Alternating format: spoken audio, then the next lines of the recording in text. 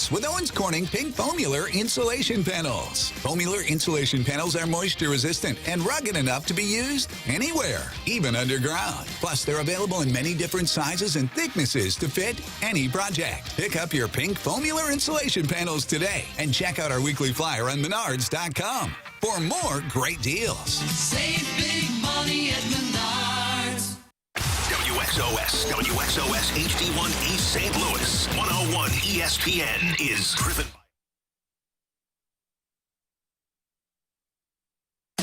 live from the Car Shield studio. This is the opening drive on 101 ESPN.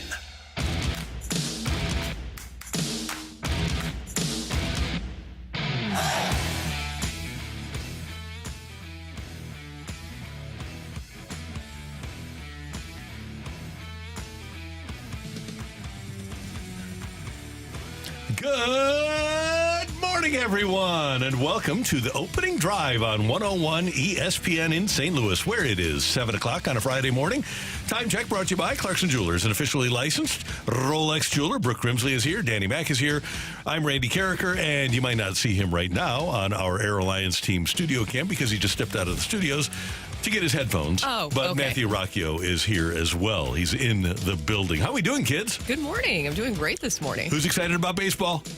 Me, always. Savannah Bananas coming to Busch Stadium. Yeah, forget about that game last night. We got the Bananas coming to town. We have the Savannah Bananas, Dan. That is big breaking news. I was joking when I said, I hope you lead with that this morning, but you did take it very seriously. It's Friday, so we'd like to have a lot of fun. But the Savannah Bananas are coming here. I think it's February 4th and 5th, if I'm not mistaken. April, excuse me. Yeah, February April. would be cold. That'd be really cold.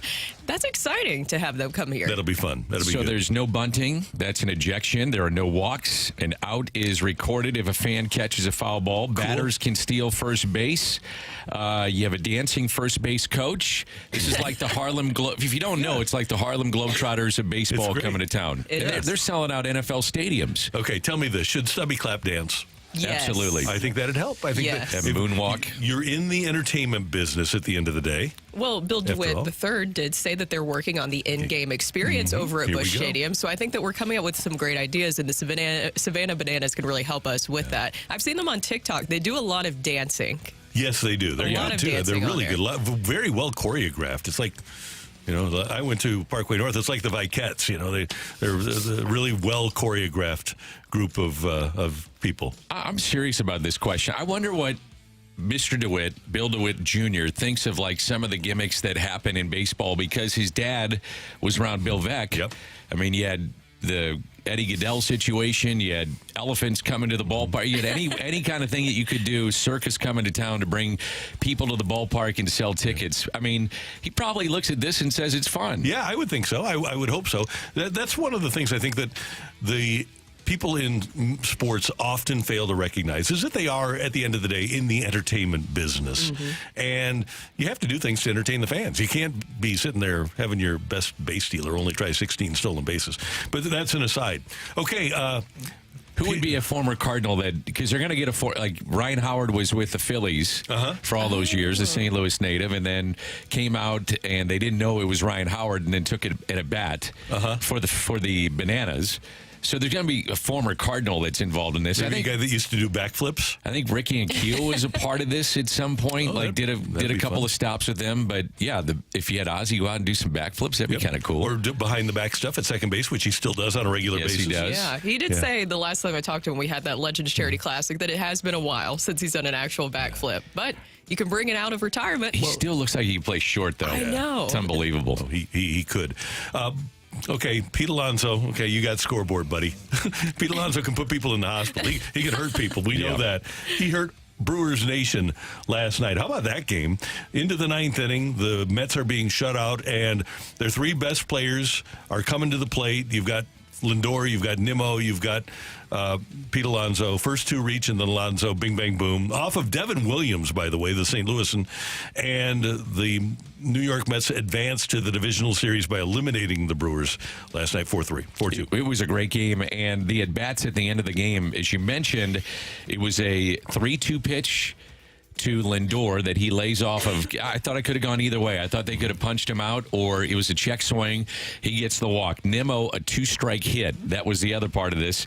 And then he fell behind to Pete Alonso, and Alonso hits the home run opposite field. It was only the 7th home run that Devin Williams is allowed to a right-handed hitter in his career. Amazing. And the first ever to the opposite field by a right-handed hitter. I mean, that's amazing. So maybe a team of destiny we're talking about with the Mets, but a really tough night for Devin Williams, who just could not put hitters away late in the game. That was such a great game, though. Tough to see that for Devin Williams, of course, who's from this area. But at the same time, that just shows you how crazy the baseball postseason is and just how exciting October baseball is. Because as you mentioned, Williams had never allowed an opposite field homer in his entire career. And then it's Pete Alonso who goes opposite field there. It was just absolutely nuts to see Jose Quintana with a fantastic start for the Mets. But then you're like, uh-oh, getting a little bit of deja vu here where you were seeing if a start of his was wasted away in that situation. 6 shutout innings from him. He was absolutely lights out. And we saw that situation happen where you thought maybe the Brewers were going to come away with this, but then Pete Alonso at the end there,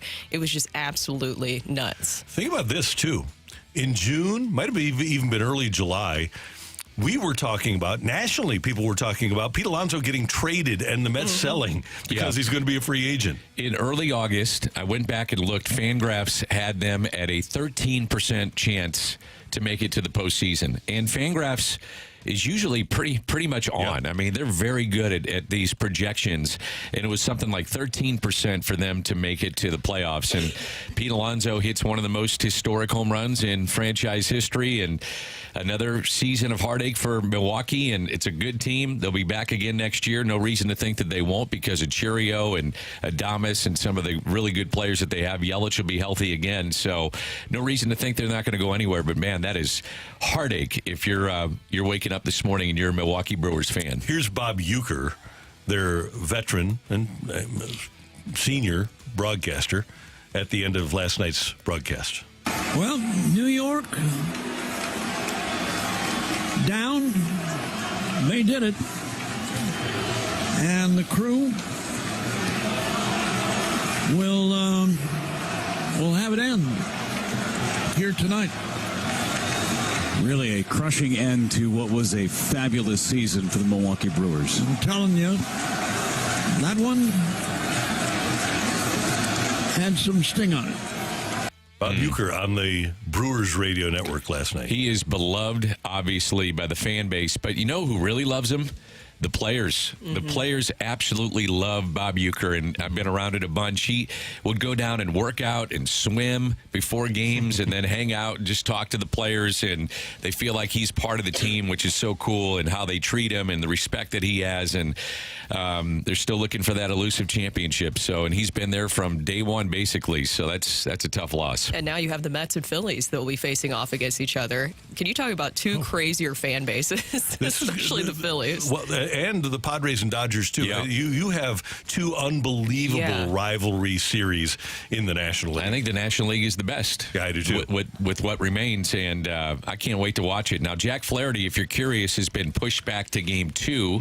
Yamamoto will go in Game 1. And the thing I mentioned the other day is that his velocity had been down the last couple of starts that he made, and I wonder if that's part of the mindset here by the Dodgers, just saying, hey, you know, we're going to try to get him every bit of rest that we can going into this. And the other part of it is we paid a guy $300 million to pitch. Right. So let's see if we can get him to pitch. Let's go. It's Game 1. This is why we brought you here. A couple of other things. The Blues played last night at Enterprise Center against Dallas, and Jordan Kyrou scored in overtime to give the Blues a 4-3 victory, a much-needed victory, at least I think for the mental health of Drew Bannister. and it was a seesaw game. Kasperi Kapanen played well for the Blues, and they come away with a 4-3 victory, and the Blues will wrap up the preseason tomorrow night before opening their regular season Tuesday afternoon right here on 101 ESPN at 3:30 against the Seattle Kraken. The reason for the afternoon game is because ESPN has an a season opening triple header. ESPN TV does. Yeah, with the Blues last night, they needed to get that win. It's just preseason, so I'm not trying to put too much stake into this, but it was really interesting to see after that last loss the other day how much Drew Bannister switched up the lines. And I know that we heard Jamie Rivers say that you don't need to pay attention to the lines that much, but it is interesting to see Robert Thomas and Jordan Kyrou split up on the first and second line. It's just something to watch for there. And they moved Texier up. He's now one of the top 6 forwards in that group. Holloway was on the first line, too. Yeah. Shen centering the third line.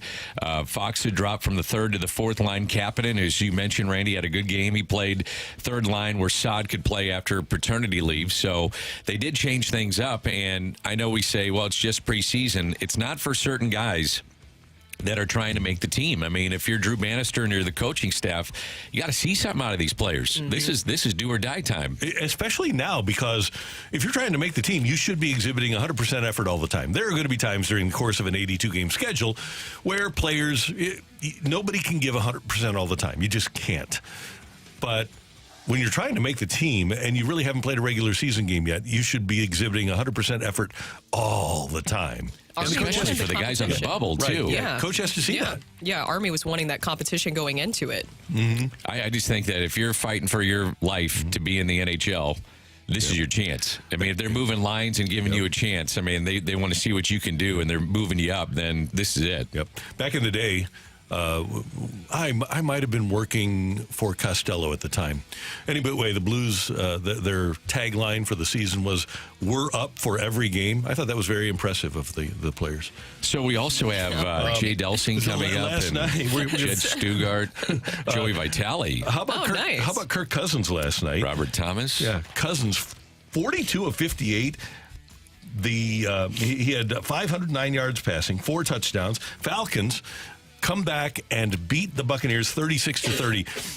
Cousins taken over at his own 20-yard line with like a minute 21 to go, no timeouts, leads his team to the game-tying field goal, and then leads them to the victory in overtime. With Drake London hurt, he hit Kadarrell Hodge with the game-winning touchdown to win it, a 35-yard touchdown pass to win it at the end. There were 5 wide receivers, by the way, that had 66 yards or more for the Atlanta Falcons. Unreal. I mean, he had over 500 yards, and I don't know why he doesn't get enough credit, but for Kirk Cousins, it was his 15th game-winning drive since 2021.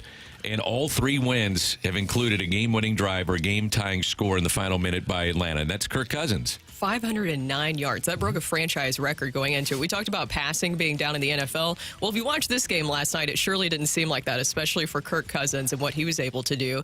And we were discussing this before the show started. Why do you guys think that Kirk Cousins maybe isn't well-liked by people? I think he's not respected as a quarterback because of the circumstances that he's been put in. He was with Washington, and nobody had a chance under Dan Snyder being the Washington quarterback. And then he goes to Minnesota. Minnesota hasn't been in a Super Bowl since 1977. It's not like it was Peyton Manning going to the Broncos or something like that when he went there. And he actually did a pretty darn good job. But I think there were some timely, non-timely interceptions that occurred.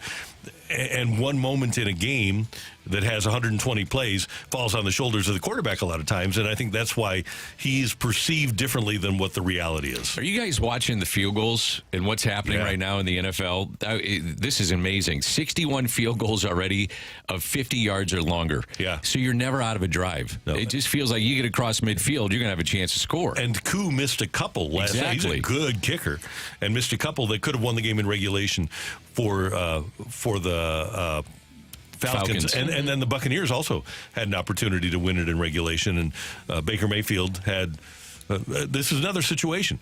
Baker Mayfield's surrounding cast didn't help him out. Is the NFC South the most?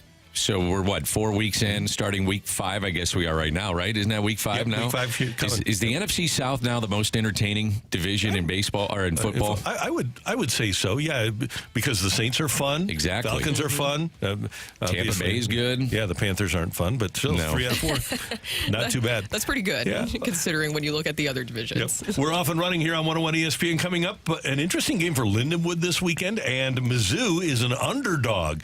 We're going to talk about both of those. We've got Jed Stugart, the head coach of the Lions, next on 101 ESPN.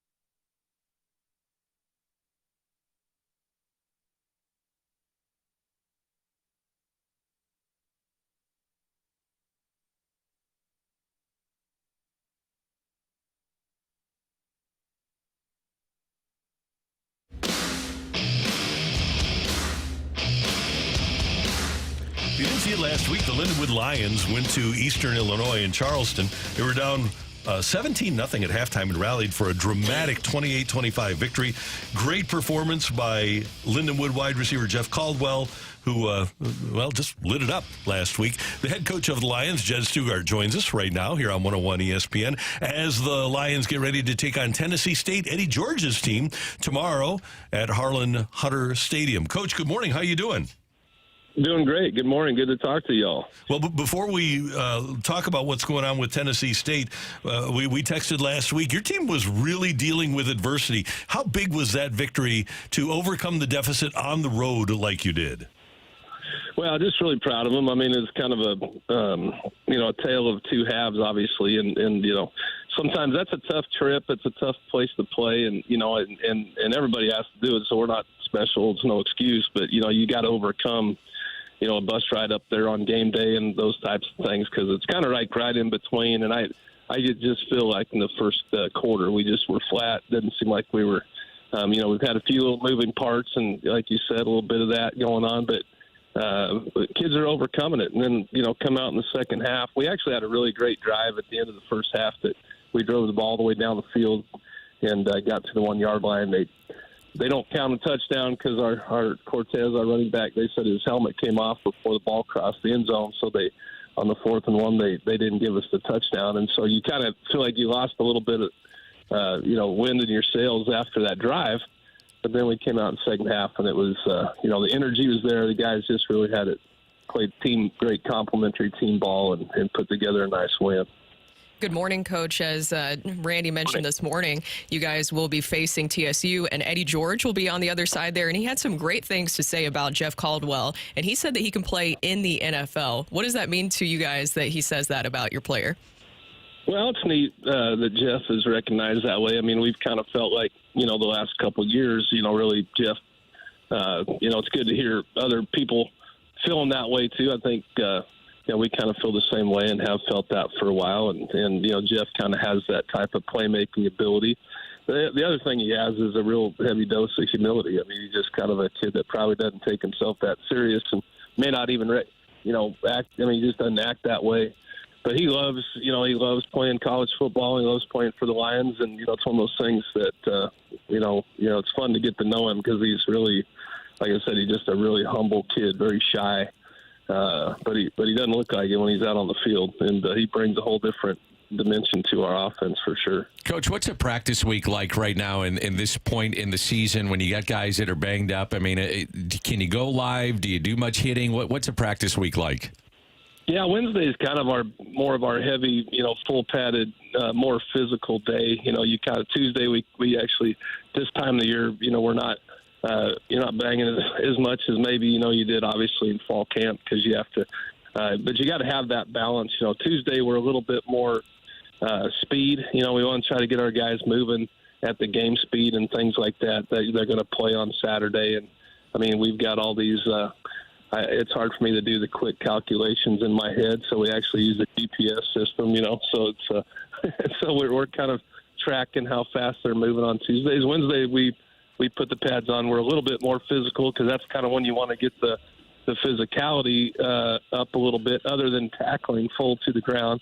We're thudding up. We're going. And then you just have to, there's guys where you just got to kind of hold a little bit that can't, you got to kind of get them there to Saturday and not be as physical with them. And that's about this time of year where you're kind of seeing some of that because you got to keep a balance so you don't get surprised on Saturday. And luckily, Eddie George isn't playing, so nobody has to tackle that cat. But it's a good thing. I was going to ask, though, because his staff, and there's a lot of guys that were here with the Rams. Joe Bowden was here with the Rams staff under Jeff Fisher, so was his son, Brandon Fisher, was their defensive coordinator. Does that staff coach with the personality that they played with and that we got to know? Are they a pretty physical team, Tennessee State? Oh, sure. And I've gotten to know, when Joe Bowden was here, coaching even at Missouri Baptist, Joe and I got to be real good friends. And so I'm familiar with a few of their coaches. And, I think, playing them last year, was their, they got after us a little bit. I do believe they're a physical team, and they're very athletic. Their quarterback's really athletic. They like to utilize them in the run game a little bit. And so, we've got to match their physicality and Yes, there's no doubt. I believe, and you could kind of feel essence of that. When we played last year, that was the first time we played because we didn't play the very first year. To kind of get a vibe like that. Yeah. So, hey, Coach, tomorrow another home game, and the game day experience is fantastic at Lindenwood. But with the weather the way it's supposed to be a perfect day, perfect football weather. Great day to come out and watch the Lions too.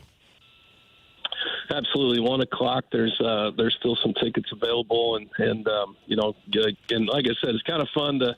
You got a Hall of Famer coming in here too, and that's coaching on the other side. That's kind of an extra fun part of it. A bunch of cool things going on. But as the whole game day tailgating atmosphere is awesome, Randy, and I love to see everybody out there come be a part of the Lion Walk and let's see if we can keep this little win streak going. Definitely, Coach. Always good to hear your voice. Thanks so much for the time, and we'll see you soon. Thanks, guys. Have a great weekend. You too. Take care. That's Jed Stugart, the head coach at Lindenwood. Meanwhile, while Lindenwood is home, Mizzou is going to be on the road at Texas A&M. They're a 2-point underdog to the Aggies. And, Dan, you mentioned this yesterday. I didn't realize it. It's the only game between top 25 ranked teams on the whole weekend. Yeah, it's interesting. I mean, you've got some games that I guess will be of interest if they're not top 25, like Michigan State heads to Eugene to face number 6 Oregon. UNLV will face Syracuse. That's kind of interesting. Miami has to go all the way out to Cal. Wow. They actually sent their equipment truck a week early just to catch up and try to set up everything before they could do that, before they played that game. UCLA, Penn State, Ohio State, Iowa, Yeah, I don't know. I do like Mizzou coming off the bye. I think this staff sets up well. It's a pretty well-informed staff. And Eli told us last week when he was on, his demarcation points are after Game 4, after Game 8, and then after the season. And I think there's a method to the madness when they set up their schedule to have the bye before your first really big SEC game. And you get healthy. Yeah. That's the other part. You really hope, too, that we've talked a lot, and I know a lot of people have criticism because that's something else that Eli Drinkwitz talked about with Brady Cook, especially when it comes to connecting with his receivers, because that was one of the big stories coming into this season, right, is that wide receiver room is so talented, and we haven't really seen Brady Cook completely mesh with them yet. Even with Luther Burden, you haven't seen those big explosive plays. What do you guys think? Do you think we'll see that this weekend, or do they just stick to what's been working really well for them, which is running the ball? Nate Noel has really filled in for Cody Schrader and what he was able to do for them offensively last season. And looking at the other side with Texas A&M, their passing attack is not going to be something that scares you. I think Reed, who will be the quarterback that has been taking over in the last few games, he's completed 10 passes last weekend against Arkansas. So I don't know. I think that, do you stick with what has been working with you, or do you think we'll see a breakout game for Brady Cook? And when I say breakout, I'm talking about more explosive plays. I think they got to get vertical. I mean, at some point, this offense has got to get vertical with Luther Burden and find a way. I'd still feed the ball to Nate Noel. I mean, that's clearly worked, and they did it. I think he only had maybe 10 or 11 carries in the first game, and he had so many carries the last time that we saw them. And it's another mobile QB that they're going to face. Saw that with Boston College, saw it with Vanderbilt. They're going to see it this weekend with Texas A&M. So they've got to be able to contain him. And you have 100,000 plus people at Texas A&M. This is a road test. I mean, this is what you want. This is what it's like in the SEC, and it's going to be a crowd that's ready to roll. They lost their first game to Notre Dame, but since then they played well. They've won every game since then, so it's a good matchup for Mizzou. Mizzou, in the first part of this schedule, the first 4 games, has not played somebody where they had to turn Luther Burden loose. If you have the best guy, and they have the best skill position player in the whole country, you turn him loose. This is the game where you say to yourself, okay, beforehand, we're going to get the ball into the hands of Luther Burden 12 to 16 times, 3 times a quarter, 4 times a quarter. I'm getting the ball into the hands of him, whether it's a jet sweep, whether it's a smoke screen, whether it's downfield. I'm getting the ball and targeting Luther Burden 12 to 16 times in this game. And I'm still going to use my running game, but I'm going to let him take the brunt of trying to beat the Texas A&M defense. Yeah, that's what you want to see. That's what we've been wanting to see with Luther Burden all season long, and with Brady Cook. It's just going to be a matter of, I don't want to see them get too cute with it. I think you can utilize both. We talked about how well the run game has been working for him and how well Nate Noel has done. I think another factor here is the Tigers' defense. I don't know if we've been giving them enough credit, because they're number 3 in the country in total defense right now, and they've just allowed 219 yards a game. And so I think that they deserve a lot of credit for what they've been able to do, and that's going to be another big factor here. You talked about the 12th man, Dan, and just how loud that environment is. I think that's another advantage for Mizzou in this is because Brady Cook, he's a seasoned veteran now for this team. He has that experience. But there were some people that kind of took some of his comments earlier this week, I believe, out of context, because he said the noise at practice is actually louder than inside the stadium. And the noise at practice is actually louder. They put these big speakers, pretty much 2 feet right behind me. And you can't hear anything. It's loud. In stadiums, it's loud, but it's like a surrounding, kind of more distant loud. So it's a little different. I think it's, just as loud or louder or tougher to communicate. That's great work. We've been doing that every single rep this week. Of course, Texas A&M fans and even their head coach, Mike Elko, he got a hold of that. And they've kind of turned it into Brady Cook saying that Kyle Stadium is not going to be loud. Kyle Field will not be loud It's this like weekend. A library, Kyle Field. Yeah. Mm-hmm.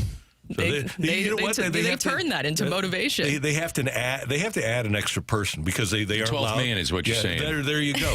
They have to add an extra person just to be as loud as practice is at the University of Missouri. It's going to be fun. I can't wait to see this matchup. And it's finally a top 25 matchup, and the schedule ramps up here for Mizzou.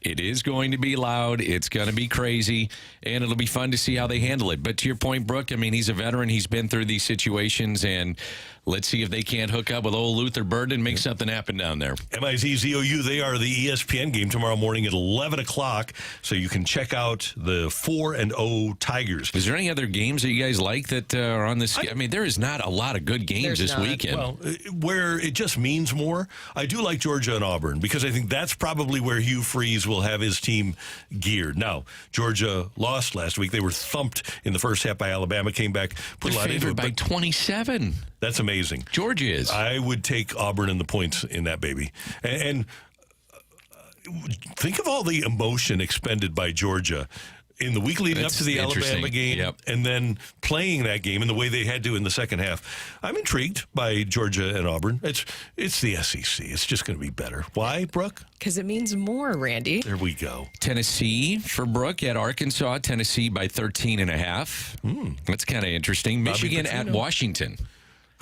I hate the new Big Ten. It's so crazy that these teams are going all the way out of the West Coast. It's crazy. Coming up next, we're going to talk some golf with our buddy Jay Delsing as we roll on this edition of the Opening Drive. Don't forget about that USC-Minnesota matchup. Oh, that classic battle. The classic battle. USC and Minnesota. What would you classify that the colors of those two franchises? Burgundy or maroon? I'd go burgundy. Okay. Yeah. Yeah. So let's get the burgundy and maroon. Matthew, you want to? I can't. I'm colorblind. I'm not a good one to ask here. I was actually going to go more with the battle of the ferret-sized animals. You got Gopher, Trojan. Oh, I thought it was Michigan for some reason. Where's Minnesota? You said USC. USC. You say a Big Ten matchup, and I still, for some reason, go to Big Ten teams. It's crazy. Yeah, makes sense. My bad. Yeah. I love. Have you seen their ad? Where it used to have like the school pop up from a city, and now they've got the schools popping up all across the country. It's so weird. Starts on the West Coast and ends at Rutgers. Yeah. It's crazy. Jay Delsing next on 101 ESPN.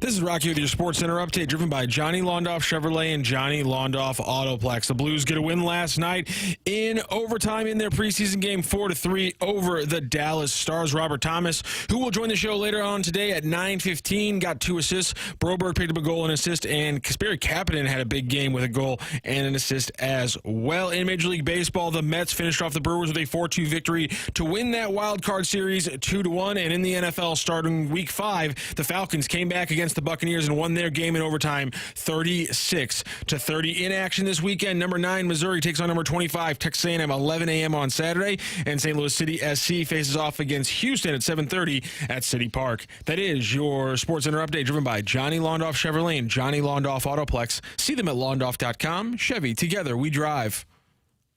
Are you kidding me?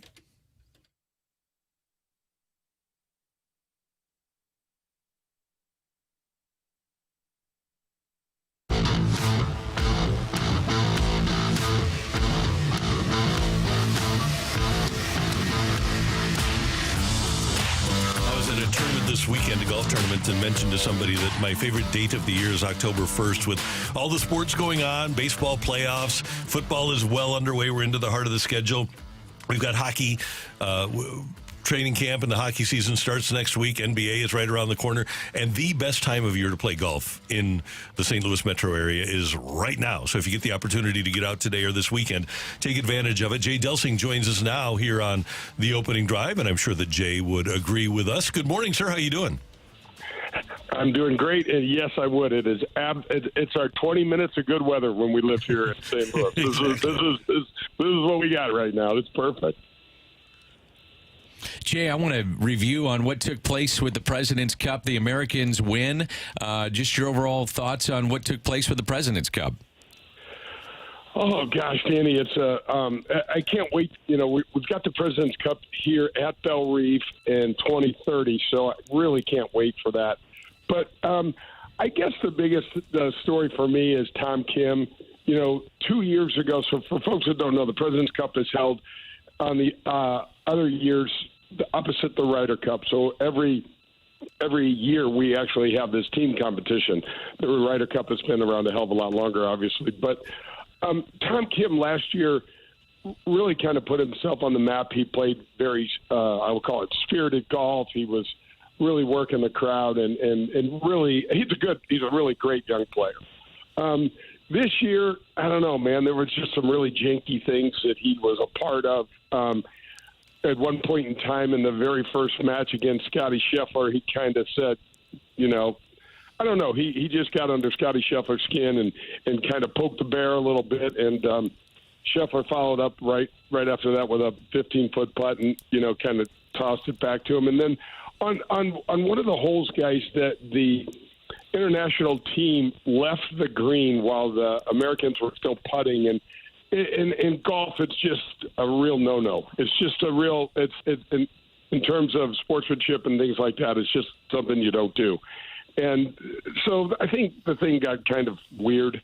Siwoo Kim hit one of the greatest shots I've ever seen. I think it was on the 16th hole, but then tried to pull off the Steph Curry night. You know, when and I'm like, wait a minute, no, that doesn't look right. And so it was. It was still good golf. It was great golf to watch.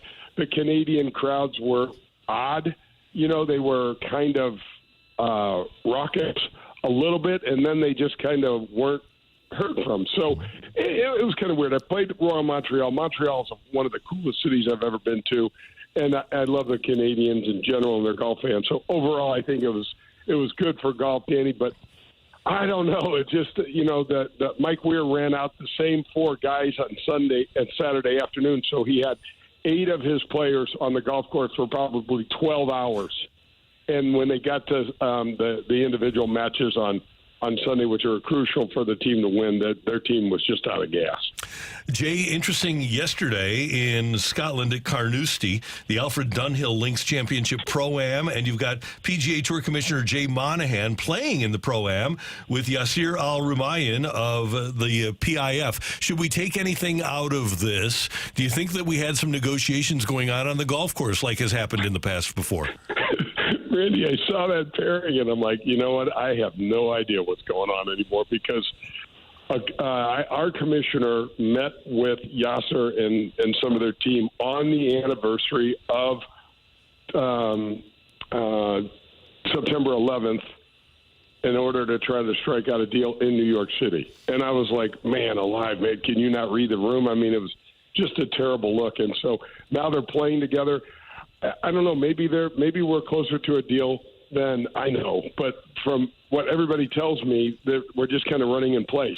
And trying to figure out how to get these guys back together is really going to be tough. And I don't know. I know Rory. They're playing with Rory and Rory's dad.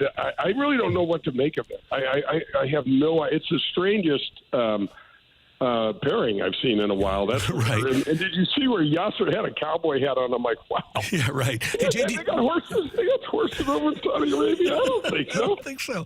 Hey, do you get a sense the big time, the big name PGA players that left for Live? We can pretty much read the room and see and hear that Jon Rahm has buyer's remorse. Do you think the DeChambos and Koepkas of the world have any, or do you think that they would want to have a resolution here, or are they fine just playing on the Live Tour 14 times a year and putting their money in the bank?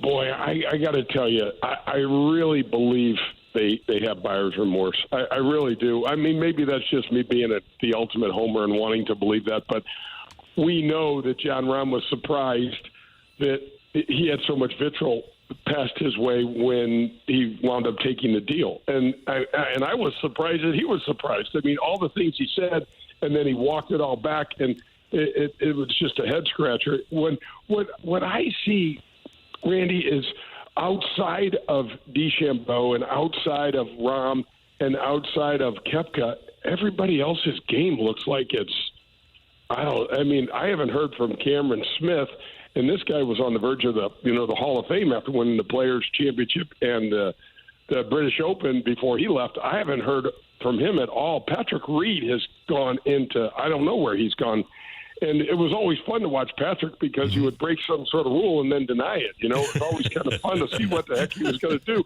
And so it also looks like some of the boys are gaining a little bit of weight, and so. Maybe they're fat and happy and their wallets are full and everything is great. But if you put a gun to Koepka and Bryson DeChambeau's head and probably Jon Rahm's as well, I think they'd say, yeah, I don't know if this was the best deal for me. Hey, Jay, who do you have on the show on Sunday? We have got Scott Fawcett on the show on Sunday. Scott created this thing called Decade Golf. And, we talk so much about metrics and everything and baseball and advanced metrics and all of the other sports. Scott was a poker player and realized that when the PGA Tour released the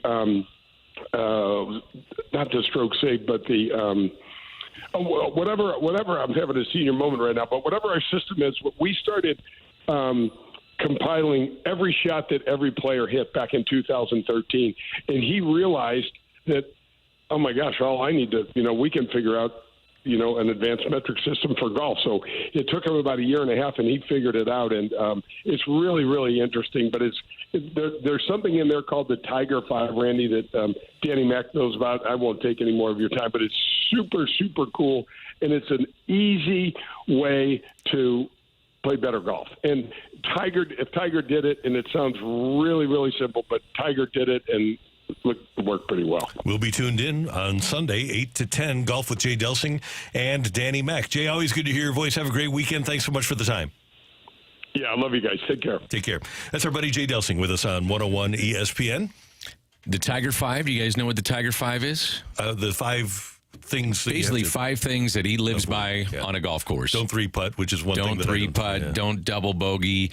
Don't bogey a par 5. I mean, these are all things that I sit there and say, I do all of them. I broke every single one of those yesterday. Right? I broke every single one of those. It's hard. I mean, but you think about it, how you save strokes when you play, and if you can just do some of these simple things, so-called simple things, then it should be able to help you out. So it's kind of interesting. In theory. In theory, yeah, that's the big key. Coming up, we've got Take It or Leave It. Get your text into the Air Comfort Service text line, 314-399-9646, 314-399. Yo-ho. Yo-ho. TIOLI next on 101 ESPN.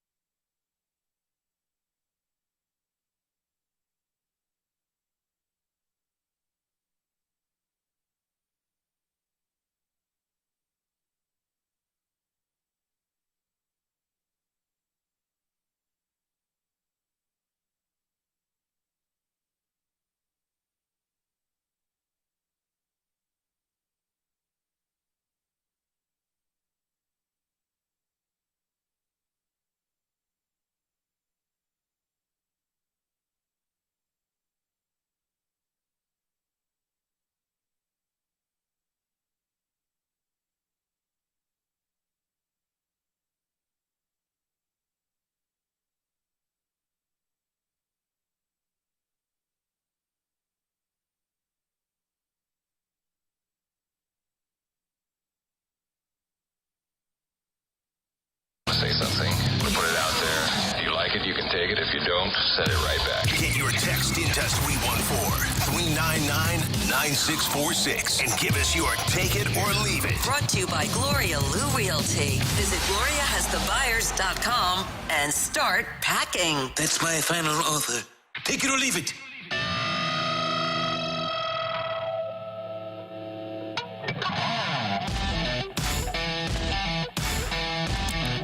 Brooke Grimsley, Dan McLaughlin, Matthew Rocchio, Randy Carrick are guys. The two division champions in the wild card round, the Houston Astros and the Milwaukee Brewers, both lost. For the last 4 full seasons in the National League, a division champion has failed to represent the National League in the World Series. Take it or leave it, the Cardinals have the right idea in building wild card teams.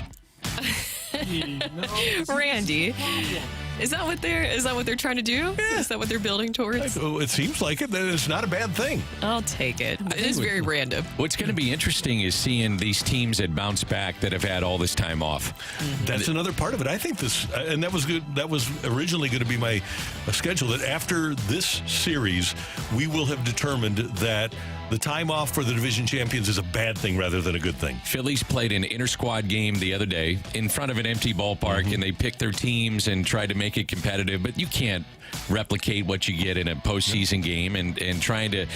Now, you can line up your pitching. I mean, that's the one thing, and you get a little rest. That's good, but I think at that point in the season, you just roll the ball out and say, let's go play. Yeah, I would rather have the rust, or rust versus rest, whatever. I would rather keep playing. Yeah, that's my point. Seems to work out well for those teams. All right, take it or leave it. I don't know if you guys saw this, but this comes to no surprise. Caitlin Clark wins WNBA Rookie of the Year, but she was just one vote shy of unanimous because someone picked Angel Reese. Take it or leave it, that one voter should not be allowed to vote anymore. Yeah, I'll take that. And nothing to discredit what Angel Reese was able to do this season because she was able to pile up rebounds. But Caitlin Clark, with what she did this season, she broke the WNBA single-season assist record, rookie scoring record, and became the first rookie in history to record a triple-double. I don't understand what that voter was trying to prove there. It's kind of like the Hall of Fame in baseball when they say, well, this player's not... I mean, how is Albert Pujols not a unanimous choice for the Hall of Fame? And there'll be somebody that doesn't vote him in on that first time. Ken Griffey Jr., right? It's insane. Yeah. Did Rivera... I think Rivera got it. He did. Yeah, but he's the first one. It's amazing. Willie Mays wasn't a unanimous Hall of Famer? I don't understand that. I've never understood that. And to your point, Brooke, yeah, somebody's just trying to be a smart aleck and prove a point because there's no way that you could watch that season. And I only watched it peripherally. But I knew that Chicago was making an effort in the last 30 seconds of games to get Angel Reese double-doubles. It wasn't... Exactly. They weren't involved in competitive games. They were just trying to pump up her stats. So if I know that, then somebody who's got an WNBA Rookie of the Year vote should know that too. We did not mention this in the first or second segment, but if you missed it, Terry Francona has been now named the manager of the Cincinnati Reds. That news came down late last night. Take it or leave it. Terry Francona, at least one time, will guide the Reds to win the Central Division. I'll take that. I will take that.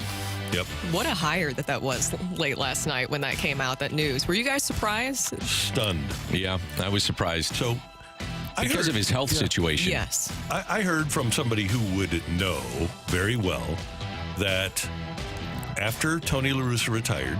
Happy birthday to Tony. He's 80 today. Oh, happy birthday, Tony. After he retired, after the 2011 season, Terry Francona really wanted the Cardinal job. Met with the Cardinals in Cincinnati. And by that time, he walked into the meeting, apparently knew right away, I'm not getting this job. But he brought his managerial manifesto with them, how to go about building a team, how to go about leading, all of that stuff. And laid it all out for them. And I think it was because, remember, he had a painkiller issue in Boston in 2011. I think that kind of scared the Cardinals off. But how different would it have been if Terry Francona would have been the Cardinal manager after Tony La Russa? You get a veteran manager with the veterans that they had coming back and the talent they had coming back. Apparently, Terry Francona had shoulder surgery this season, I guess. He had 2 hernia surgeries. He's lost 25 pounds and said, physically, I feel great, and I just miss it, and I want to come back. And I guess the number one thing that he'll have to do is trying to take Ellie De La Cruz to a different level, and keep him going on the trajectory he's at. that and then see if the Reds would spend a little bit. Now, apparently their farm system's pretty good. They got some young kids coming, but is ownership willing to spend a little money to supplement the roster to get them over the hump? I mean, it should be a pretty good team on paper. He's a really, really good manager and a great guy. I think of the managers of recent vintage that have been around, he and Madden are the two coolest guys to cover. I'd say Bruce Bochy would be in there, too. Bruce Bochy's just old school, yeah. Dusty Baker would be fun. Dusty was always, what a great guy. I wonder if we're seeing a shift in baseball a little bit with the Buster Posey hiring and this hiring. And these guys are open analytics, but yet there's old school. There's a blend. Part of what they bring to the table and scouting and understanding and history of baseball and those things that go into it. I just wonder if there's a little shift in the trajectory of what these clubs want to go to. Well, I hope the Cardinal organization recognizes the value of a guy like Randy Flores for that reason. Yeah, I agree. All right, Tex, Matthew, what do you got for us? This kind of goes into what we were talking about off the air about potentially open jobs. Take it or leave it. Aaron Boone and or Dave Roberts get the short haircut if they don't get past the divisional round. I'll take it, yeah. Ooh, I'll take that. I was kind of wondering I think the Dave Roberts one is fascinating. Yeah.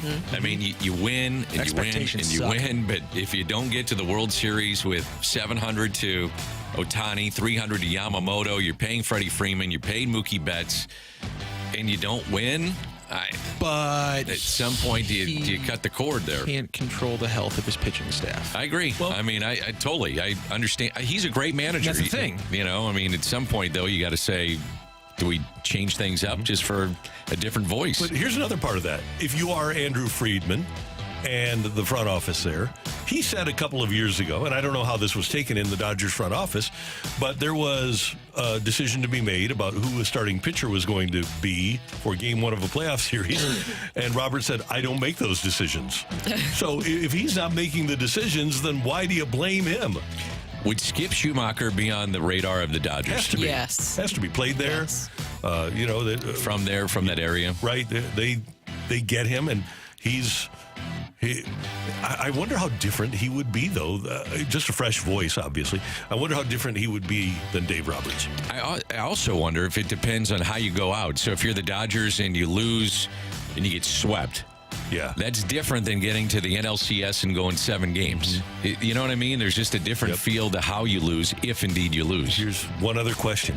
How much does Shohei like Dave Roberts? That's the big question. Yeah. If he likes him, he stays. So apparently, I heard through a source that Shohei has it in his contract that if Andrew Friedman isn't there, that Shohei has an out. Really? Yeah.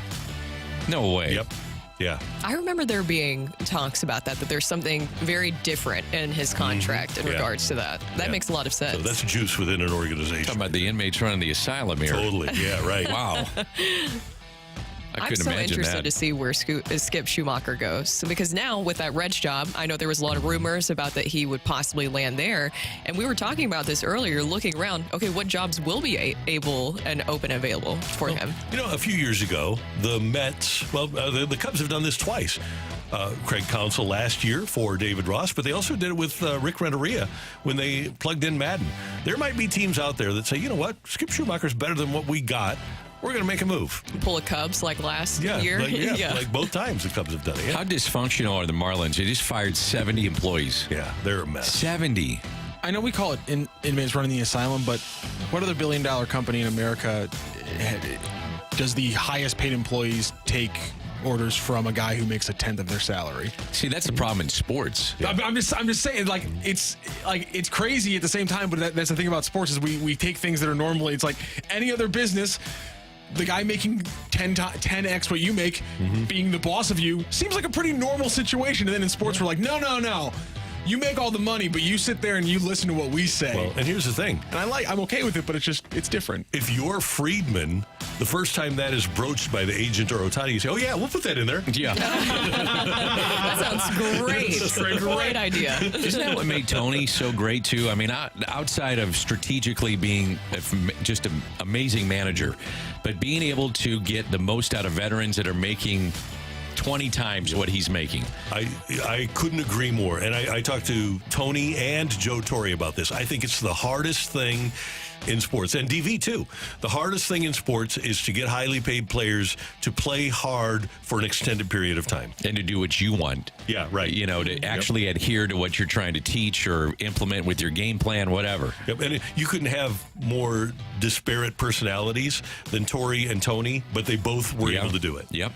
Take it or leave it. We get 2 more sweeps in the NLDS. I'm going to leave that. I'm going to say that I'm going to say we don't get a 4-0 in the NLDS. I don't think so either. It's too random. Yeah. Baseball's too weird. It's hard to sweep. No, yeah, I agree with you guys. I can't imagine that happening. Yeah, hope not. Hope not. Just for the sake of the TV networks, they need some extra games, right? They need some extra money. Boy, the TV networks got to be happy. You got the Dodgers, you got the Mets, you got the Phillies. You got some pretty big market teams that are left in this thing. Pretty well. Yeah, no doubt about it. Thank you, Matthew. Thank you, Randy. And thanks very much for your texts. We do appreciate it. Coming up, we've got the fresh take. Do the Blues get kind of a pass from fans? We'll tell you why we think they do next on 101 ESPN.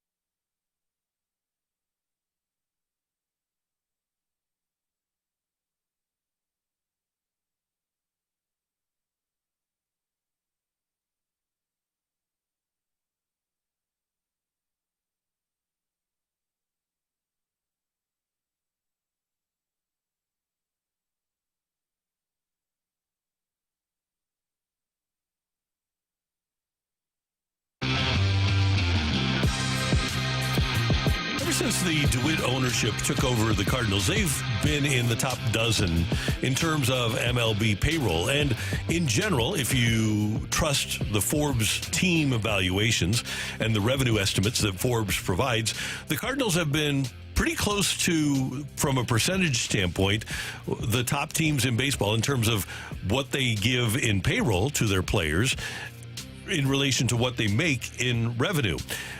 And here in St. Louis, there's a lot of people that use the term DeWallet. They think that the Cardinals are cheap, that the Cardinals don't spend enough money, that Bill DeWitt has more than enough money on his own to be able to fund the business.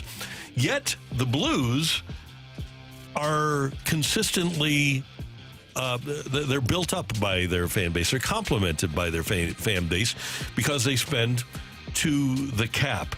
You think because the Blues have a salary cap and consistently spend to said cap, they almost get an advantage over the Cardinals? You think the Cardinals would be more highly thought of in the way they spend money if they had a salary cap and just spent to it? In Major League Baseball, I don't think there will ever be a salary cap or a salary floor. There's just no way, especially with the Players Association and just how strong Major League Baseball's Player Association is. I don't think that will ever happen. Is it a good thing, though? Or is it a bad thing? Because to your whole point of what you're talking about here, you do have teams like the Dodgers, as Miles Michaelis said, you have checkbook baseball over there where they can do whatever they want. Now, we know it doesn't guarantee any wins, but at the same time, we know the Cardinals are spending money. I think it's just more about spending wisely is the biggest thing there. And I think the big difference between the Blues reception and Cardinals is the messaging sometimes about that spending and how they spend it. And I think, Dan, a lot of fans, when they make these overall evaluations of the Cardinals, they don't look at the aspect of spending smartly. It's just volume spending. They don't spend enough. Well, in my opinion, I think a lot of people's opinion, the Cardinals do spend enough, but it's not spent efficiently enough. I would say that the Blues still get a pass because of the Stanley Cup. That helps. I do believe that still is a major part of why, you know, your first ever in franchise history, the great run you had. It was a magical run. All the things that went into it. And then the messaging, I think, is part of it. The public perception is a big part of it because here's the thing. The Cardinals do spend money. Spend a lot of it. It just sometimes it doesn't work. And I do think if there was a cap, they'd probably spend to the cap. And then all of a sudden, the mindset would be a little bit different. I think the way that Doug Armstrong has talked about, like, you know, I would have done this to my mom if I could have gotten these two players from Edmonton. I mean, those kind of things resonate with fans. They like that stuff. You look at, though, the four biggest expenditures by the Cardinals, and I think we can all agree that they aren't what the Cardinals expected when they signed those guys. When you sign Fowler, when you sign Leak, when you sign Contreras to his contract, what am I leaving out here? Brett Cecil. Andrew Miller. Those signings have not lived up to what any of us expected they would be. So it's more, for me, more efficiency. And the big thing I think we have to keep in mind is with the Cardinals spending, relatively speaking, if you are 12th in revenue and 12th in payroll, I think you're doing fine. But the thing is, you can't afford to make those mistakes and then paper over them by signing another free agent. The Yankees can go out and get Jacoby Ellsbury and not have him play in a $100 million contract. They can go out and get Giancarlo Stanton and say, well, Ellsbury isn't playing for us, so we'll go out and get another $100 or $200 or $300 million player. Cardinals can't do that. If they don't have a guy work out, then they've got to pull somebody up that's making minimum from the minor leagues. I think, too, the handling of how the Blues talk about those situations is really big and key there. Because think about Alex Pietrangelo. When you're talking about that 2019, Dan, remember how big of a deal that was that they didn't keep Alex Pietrangelo around. I mean, he wanted to stay in St. Louis. It was something that they could not come to an agreement on. And that was a big kind of bad mark on Doug Armstrong's legacy when you're talking about keeping a player like that. The captain of your Stanley Cup winning team, seeing him go elsewhere was really hard. But you also have heard Army own up to that. And he also has made moves to try to fix that in a lot of different ways. The Torrey Krug contract, of course, has not panned out as expected, but look at how he has now pivot things within the organization to get them to this point where they have those very aggressive offer sheets. We're in that wait-and-see mode of what will happen with those guys in the offer sheets, but at the same time, he's owned up to those mistakes, and he's very transparent with fans about it. I think, well, they did have their own situation, the Cardinals did with Albert. I mean, Albert walked, and they had to deal with that, too, and thank goodness for them. They wound up making the right moves. And 2012, 13, 14, 15 were pretty good years for the Cardinals. And they went out and got Berkman and they got Beltran. And then all of a sudden they had this influx of young talent that was coming. So they knew that they could cover that to an extent. I mean, you can't all of a sudden just not cover the loss of Albert Pujols, but they did to an extent. I think what's really interesting is the next year to 2 years where the Blues, in my opinion, get a pass on by saying we're retooling. Not a rebuild, it's a retool. Well, the Cardinals, if what you're going to see probably is a retool. The way I look at it, just reading the tea leaves. Yeah. And will they get a pass? I mean, some fans have said, I'd love to go to the ballpark if I know that it's a youth movement and I'm okay with it. Well, we're about to find out because you're going to see a lot of young kids play come in the next 2 years. And I do think, by the way, that the Blues, well, we look at it as a pass. Look at all the vitriol towards Torrey Krug, towards a free agent mistake like that. It's not like they get a complete free pass and people say, it's fine. Yeah. Because Krug and Dexter Fowler are probably comparable in terms of the amount of money that they made, what the expectation for the player was, replacing a good player because effectively Fowler was supposed to replace Jason Hayward a year later. But it just seems like the Cardinals do take a lot more. Maybe it's because of their history of winning in St. Louis, but they seem to take a lot more hits, right? Expectation. I think we're so used to seeing winning, and when it doesn't happen, people are pissed.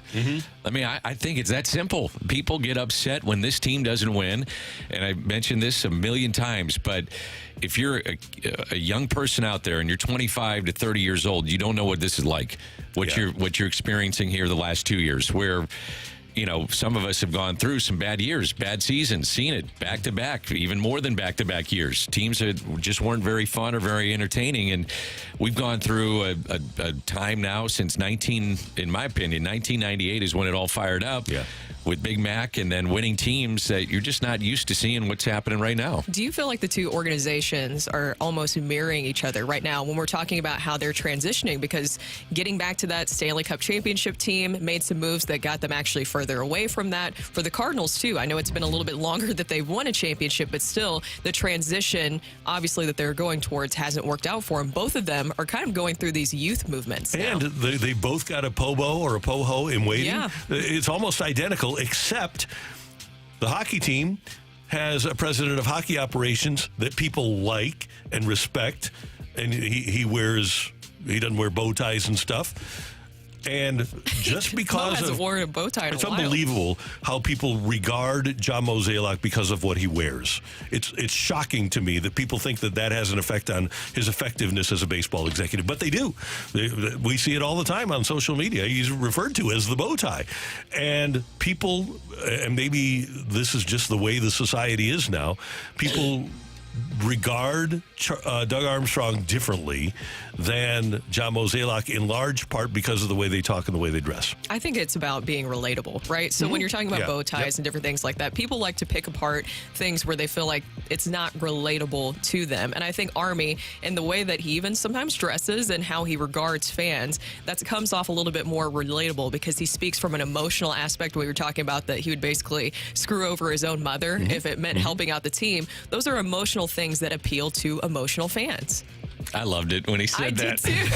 I got a kick out of it, man. It was so good. And the one there he talks about sticking an ice pick through somebody's throat or whatever the hell it was. It's funny. And people do.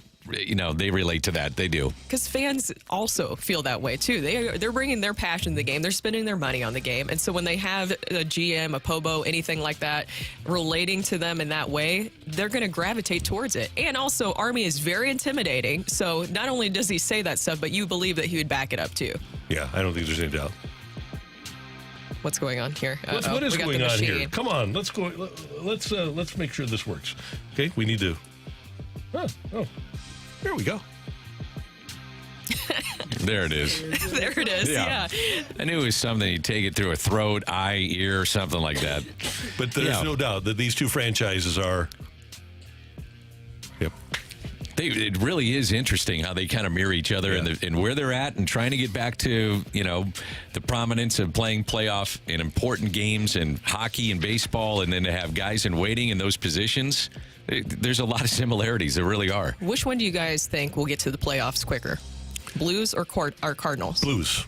I think the Blues will get there this year. And it's 16 teams making the playoffs versus 12. I'd say the Blues, and I don't think they're far away. I thought it was really interesting when we had both Doug Armstrong and Tom Stillman on, and we asked them, is this kind of sped up the process? And they, paraphrasing here, but yeah, we expect to be in the hunt for the playoffs. And they were close last year. I mean, mathematically alive till the very end. They've made some changes. I could see this team making the playoffs for sure. The Blues are going to get things started officially on Tuesday afternoon. We're going to talk to our Blues analyst here on 101 ESPN, the great Joe Vitale, joins us next here on 101 ESPN.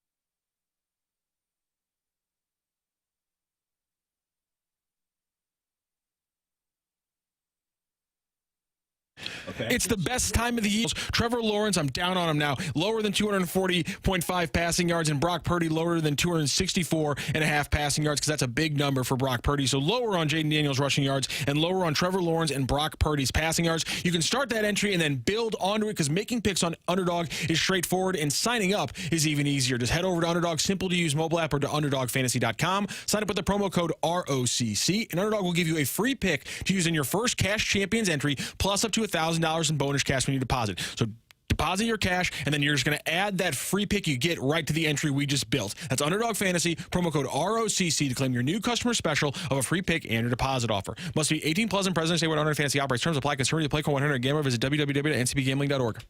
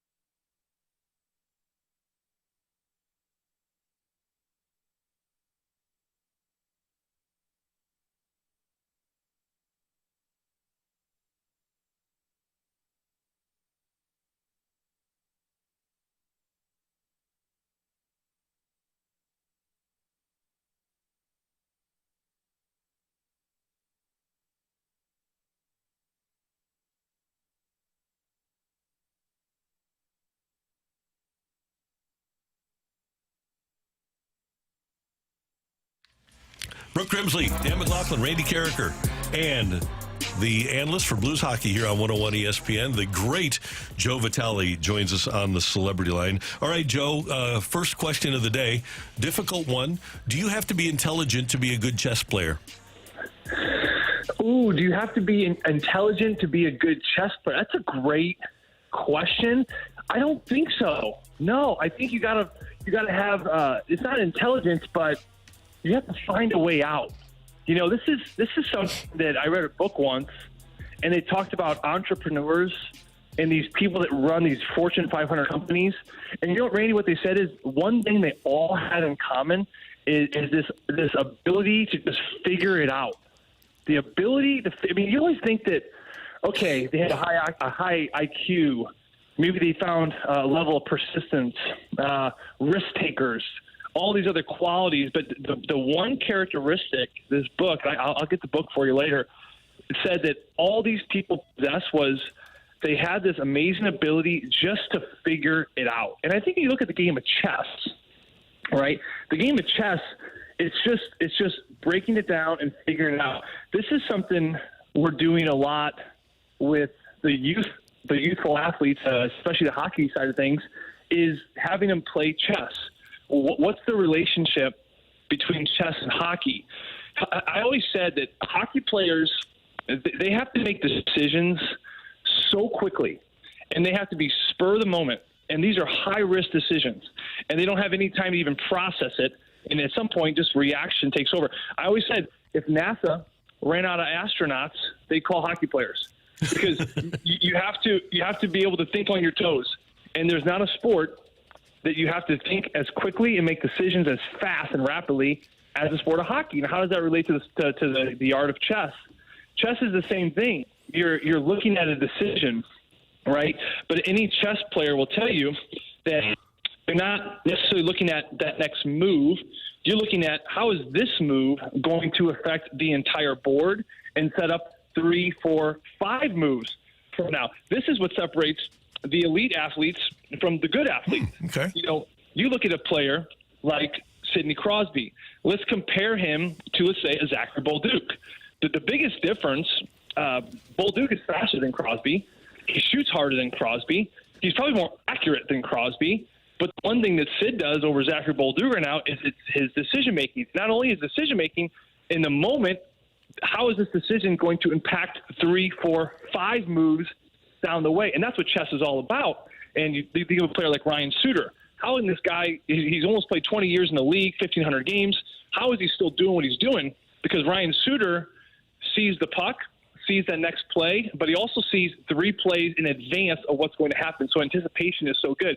So my best advice when you talk about chess is if you have an athlete who loves soccer or baseball or hockey or football, have them play chess because they start to learn how one move has such a ripple effect on the whole game. And, guys, that's what sports is all about. So what I took out of this is that if you are working for a company that has a great CEO and you go on a team-building exercise to an escape room, you want to be on his team. Absolutely. 1,000%. My son called me 2 weeks ago. It's a true story. He's getting ready for his hockey game. I think I'm out of town with the Blues. He calls me and says, "Dad, I forgot my helmet, my gloves." And he's all worked up. This is 20 minutes before the game. Jamal Mayers is his coach. Matt Lashoff is his coach. They said, hey, he forgot his stuff. He calls me. I said, well, that's too bad. You can't play without a helmet or gloves. And he said, Dad, can you call Mom and bring him? I go, buddy, Mom's at Bodie's volleyball game. She's not leaving his volleyball game because you forgot your stuff. You're going to have to sit and watch. And he's losing his mind. He's freaking out. And he hung up, and he was so mad. And Jamal's texting me, and Matt, his coach, is texting me. And they're saying, hey, is there any da-da-da? I'm like, no, he forgot his helmet. He forgot his gloves. He's not prepared. He cannot play. Mm-hmm. And then all of a sudden he called me, Harper calls me 20 minutes later right before puck drop and said, Dad, I found Hudson's helmet. We went to the lost and found at the rink, and I scrapped up some gloves. They're different colors, but I think the helmet was like 20 sizes too big. It was falling on his forehead. And I said, you know what? Okay, you can go do that. And that, to me, is resourceful. You figured it out. Like, if I'm not going to help you, I'm not going to save you. If you can figure it out, you can do it. And that's, to me, what chess is all about. It's not about intelligence. It's all about what can I do to get out of this situation? How do I just essentially, at the end of the day, figure this out? That's really good. I mean, if there's a will, there's a way, right? That's exactly right, Brooke. You know what, Brooke? That's a much shorter way to say what I did. Well, I wanted to ask you about last night, the Blues with an overtime victory over the Stars. And I know it's just preseason play, but there's a lot to look for in that game, especially Kasperi Kapanen. Now, Joey, I can't say that I expected Kapanen to be a factor for the Blues this season, but that was probably one of the best games that I've seen him play as a Blue. What was your takeaway from his performance?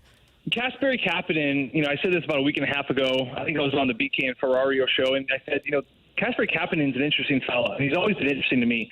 He's interesting to everyone in the league. I had scouts talk to me at the deadline last year, and they kept going back to, tell me more about Kasperi Kapanen. And what's amazing about him is that he has this just unreal ability to skate. He's lightning fast. He's got an incredible shot, an amazing release. He comes from a wonderful hockey family background. He's been around Austin Matthews. He's been around Sidney Crosby. He's played on great teams. And at times it just doesn't come together. And you kind of ask yourself why. Because there's so many great tools here. Why hasn't it come together? I think Kasperi Kapanen, if he finds a good line, if he finds some chemistry, and he gets a little spark of confidence, this truly is a player, and I said this a week and a half ago, he can score 20 goals on this team this year. I think he has a ton to prove. I think he's been in the league a long time. I think that he is seeing this as maybe one of those last-ditch efforts. If he doesn't figure it out now, this could be the end of the road for him as he's looking around the league, and it's just getting younger, quicker, and faster. So I think he's got a ton to prove. I think he's coming into the season with a big chip on his shoulder. He signs a one-year contract. And, Brooke, you look at his line last night, and I was just marveling in it. I felt like on the broadcast I kept coming back to them, but they just were effective every single shift. They moved Braden Shen to the middle, put him on that third line with Kapanen.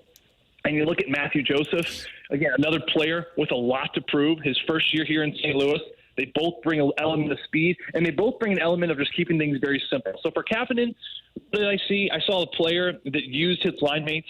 They all were on the same page about keeping things simple. I mean, the Joseph goal was a simple example of that. You chip it in, you go to work, you win a battle, you dish it to the middle, and there's support, and there's tenacity on the forecheck, and it's in the back of the net. And that's what their game is going to really have to embody come next week. But I'm so happy for Kasperi that he's starting to find a little bit of a groove here. I really hope it stays consistent. I remember when we traded for him and he came from Pittsburgh. I talked to some guys over there that I still know, and he said, you are just going to absolutely love this kid. He is just a gamer, and he's just a wonderful person and incredible in the locker room. So he brings all these elements off the ice, and you're just pushing for him. You're hoping for him so much that it comes together, and it looks like it is.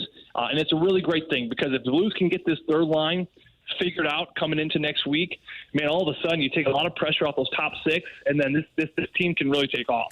Joey, who's still on the bubble to make the team, or do you think the team and the roster is pretty much set? Dan, I think it's a fair question. I think that, it's pretty clear that the last night lineup was what it's going to look like come Seattle. I think going into the game, we all had this thought that, okay, this is what the Seattle opening afternoon game is going to look like. And what did the game do? It just reaffirmed that. I don't think any player played themselves out of that position. And what I mean by that is, I think at this point in camp, there's not much more you can do. There's not much more any of these players can show. Everyone knows what every player brings now. The only thing you can do at this point of camp, as unfair as it probably sounds, is you can only unplay yourself out of a position. You can only hurt yourself by making bad decisions. So last night's game, I thought all four lines offensively were clicking. They all brought a different element. The fourth line was crashing and banging. The top six were moving the puck very well. And, of course, we spoke already highly of that third line. So there's a lot of well-balance up there. I think everything is going to stay the exact same. The D-Corps was a wonderful anchor last night. I love the Kessel and Suter, the young kid, the old savvy vet on that bottom pair. And the top four is just about as solid as you're going to see in the Central Division. And, of course, Jordan Binnington really shined last night with playing all three periods. So, to me, this is what Seattle is going to look like in the afternoon. The only hiccup could be, if Brandon Saad He's dealing with a personal situation here in St. Louis, which everyone knows, which is, is his wife going to be, delivering Monday, Tuesday, Wednesday? They're not exactly sure just yet. So that's kind of hanging out there. But I think right now, Drew Bannister is very happy with this lineup. Brandon Saad joining the team on that trip could throw a little wrench in it. But all things assuming, this is what it looks like. The big question is going to be what they do with Zachary Bolduc. I think Zachary Dean is going to shift down. I think at one point either Perunovich or Tucker is going to have to be cut loose and being sent down and clear waivers. But Zachary Bolduc is the big gray one. The big issue as far as what do you do with them? I think they're going to keep him around for this first road trip. I think he also would be one of those players you sub in if some players, play starts to fall off. But a young player that you want him to play. So if he goes down to minors again, that's great. Play 20 minutes, play power play, be a leader down there. It's only going to continue to help his development. All right, Joey, last thing. If I were on the Blues flight to Seattle, the 4.5-hour flight, and I was with the Blues traveling party, and I got to choose the person I was going to sit next to, it would be Joe Vitale. You're interesting, you're fun, you're funny. I could have a 4.5-hour conversation with you. But I want you to pick somebody in the Blues traveling party. It can be a broadcaster, it can be a coach, it can be a trainer, it can be a player. Who would you like to... If you could make the choice, if you could do the seating chart, who would you like to sit next to for the 4.5-hour trip to Seattle? Okay, well, first of all, I wouldn't want to sit next to you, Randy, because I'm not talking for 4.5 hours. So let's just get that. Okay. Let's get that straight right away. Yep. You'd be great sitting next to Chris Kerber. I think you two would just talk each other's ears off the entire way. I put my earphones in. No, I would love to have about a 10-minute conversation with you, Randy, and then that's when I get caught up on my sleep. I am completely out and done. What I will say is, if I had to stay awake and it couldn't be you to talk to, it would probably be Jordan Binnington. The more I get to know Jordan, he's just every conversation it gets a little bit more. It gets a little deeper every time. He's got this incredible sense of humor where he's extremely dry, witty. You ask him a question, and it's all playful questions. Mm-hmm. He takes his time. He plays mental gymnastics in his head about an answer, but he's not quick to respond. He kind of waits on it, stares at you, looks at you, and he always comes back with something extremely witty. I love his presence, and again, I wish fans saw more of the personality side of him, because he's just such a genuine dude and just a wonderful gamer. Now a father, which has definitely given him a lot different of a perspective on life. We talked in the locker room for about 20 minutes the other day about, Jim Edmonds and a couple different things going on in St. Louis, and he just has some really interesting takes. I think he's got a wonderful career in broadcasting that's to some degree are entertaining because he really is great. So, Randy, if I'm not sitting next to you talking about carrot cake for 4 hours, it'll be Bennington. Great call. We always appreciate having you on. Have a great trip to Seattle, and we will talk to you next week from the coast. That sounds good, Randy, and Dan and Brooke. You guys have yourselves a wonderful weekend. You too, sir. Take care. That is the great Joe Vitale here on 101 ESPN. You want answers, you're going to get answers from Joe. Yes, sir. For anything, especially with what you set him up with. I was not expecting such a great answer about chess. I know. Where hockey players should be working for NASA. Right. That's where that conversation went. Who would have thought? Coming up, a very important segment, because I don't want to be depressed all weekend, guys. And by the way, if I don't win today, I think I set you up to protect the Hall of Fame bid, Brooke, because I'm not here on Monday. Okay, Randy, let's get this done today. Okay, let's get her done today. We'll do our best. We do have the fight. We have a returning winner coming back next on the opening drive on 101 ESPN.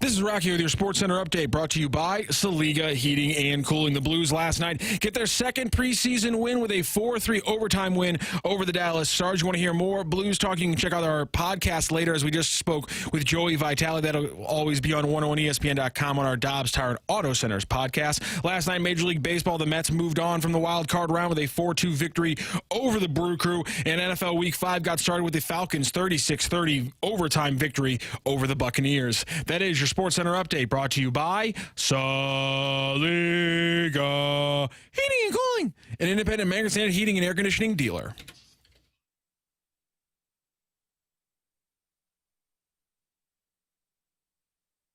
Welcome to the fight. In the red corner, Average Joe Listener. And in the blue corner, the undisputed king of morning drive. Please welcome Randy Carricker.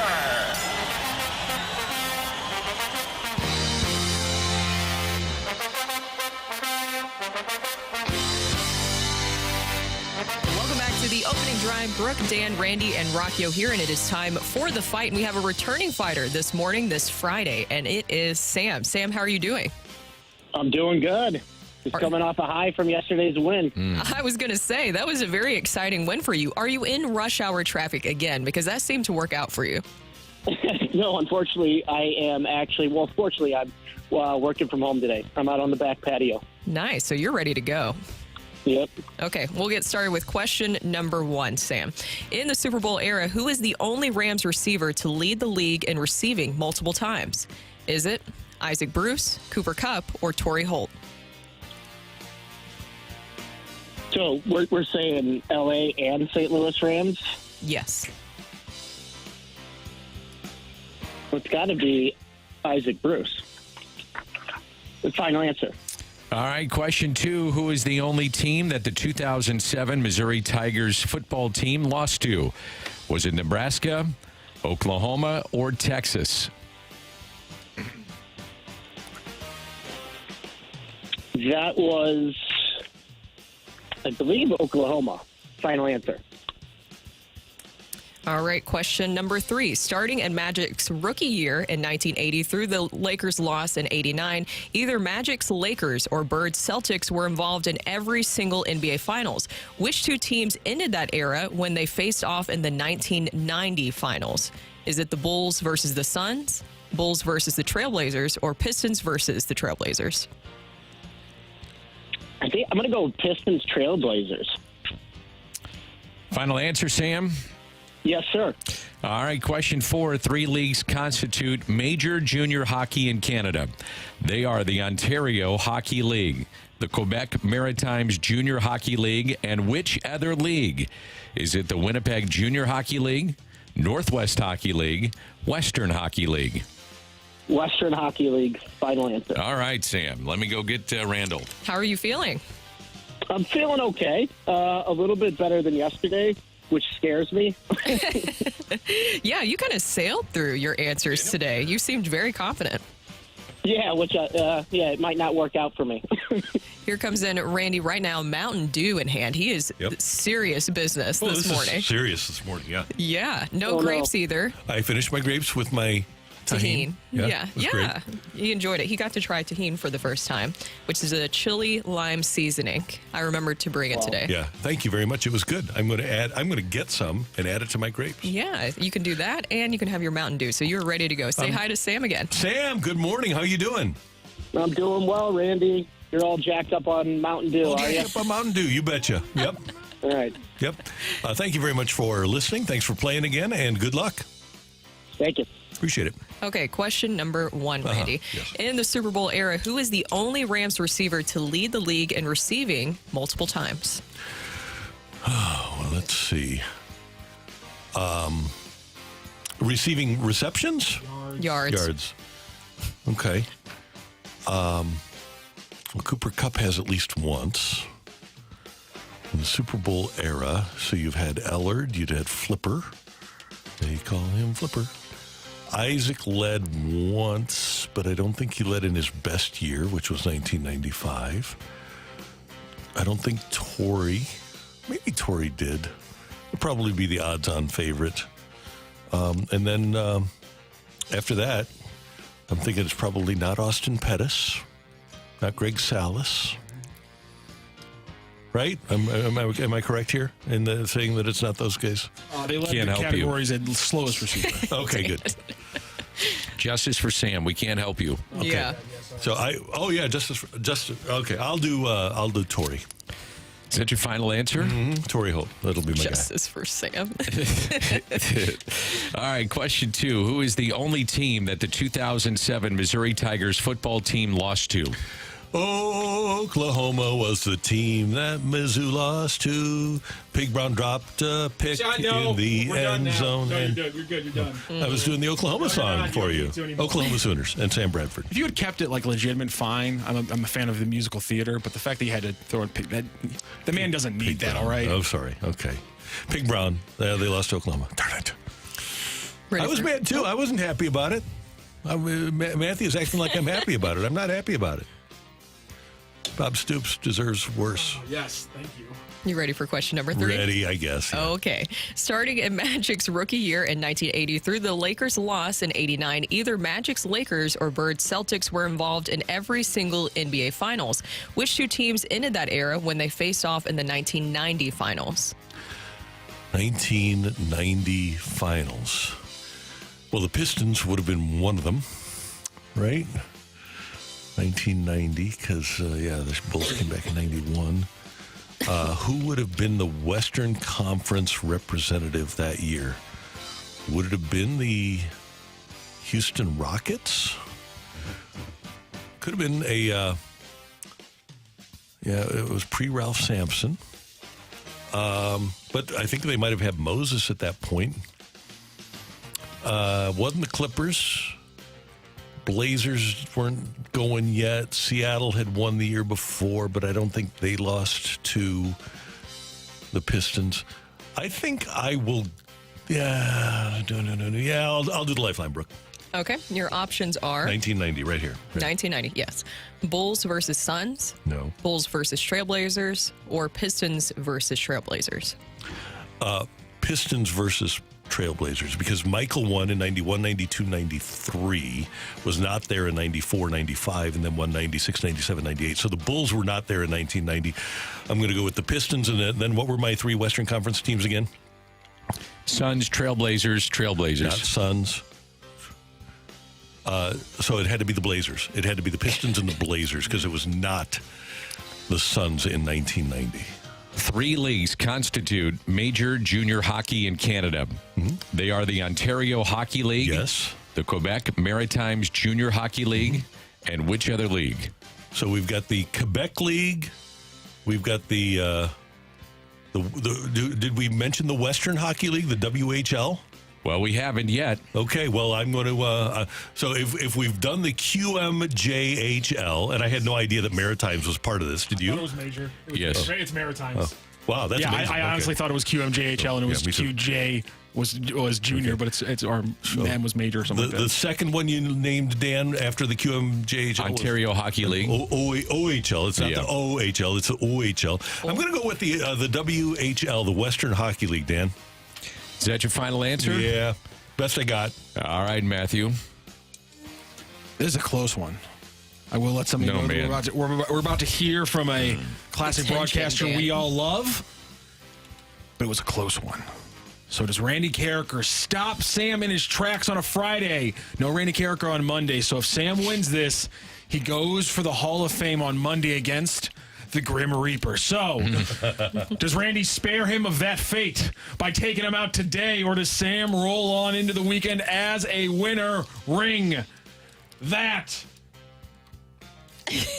bell. Go crazy, folks! Go crazy! The winner and still champion of the fight, Randy Carricker.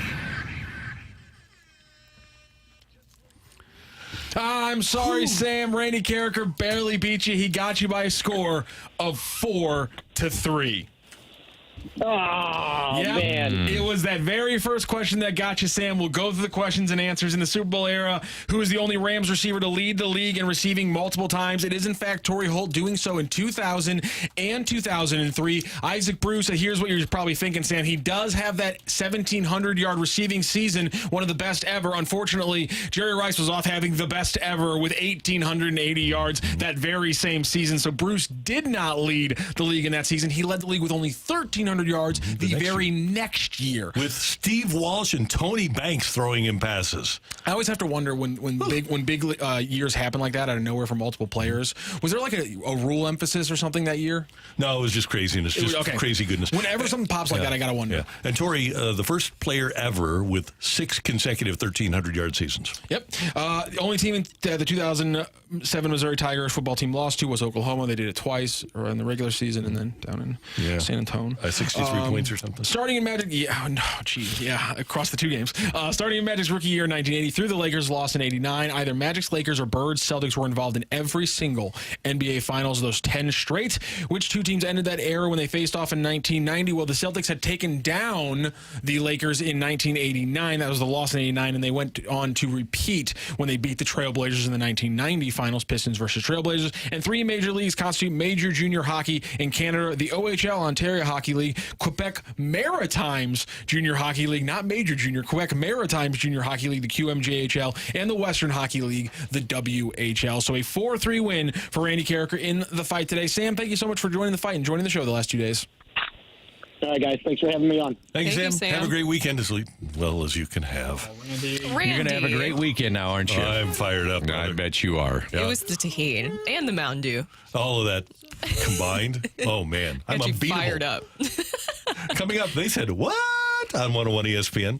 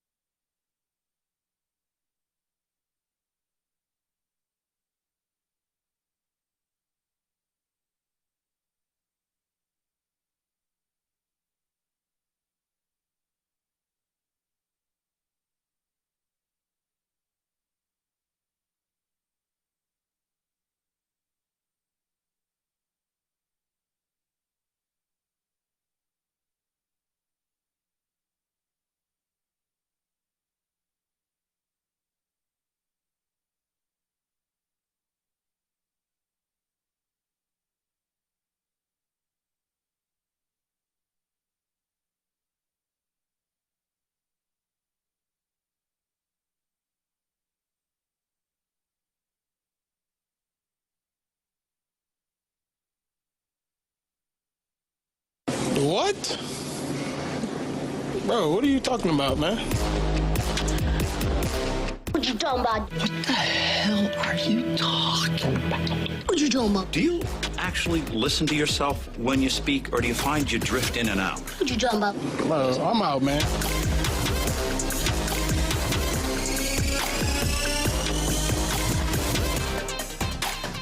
It's time for They Said What?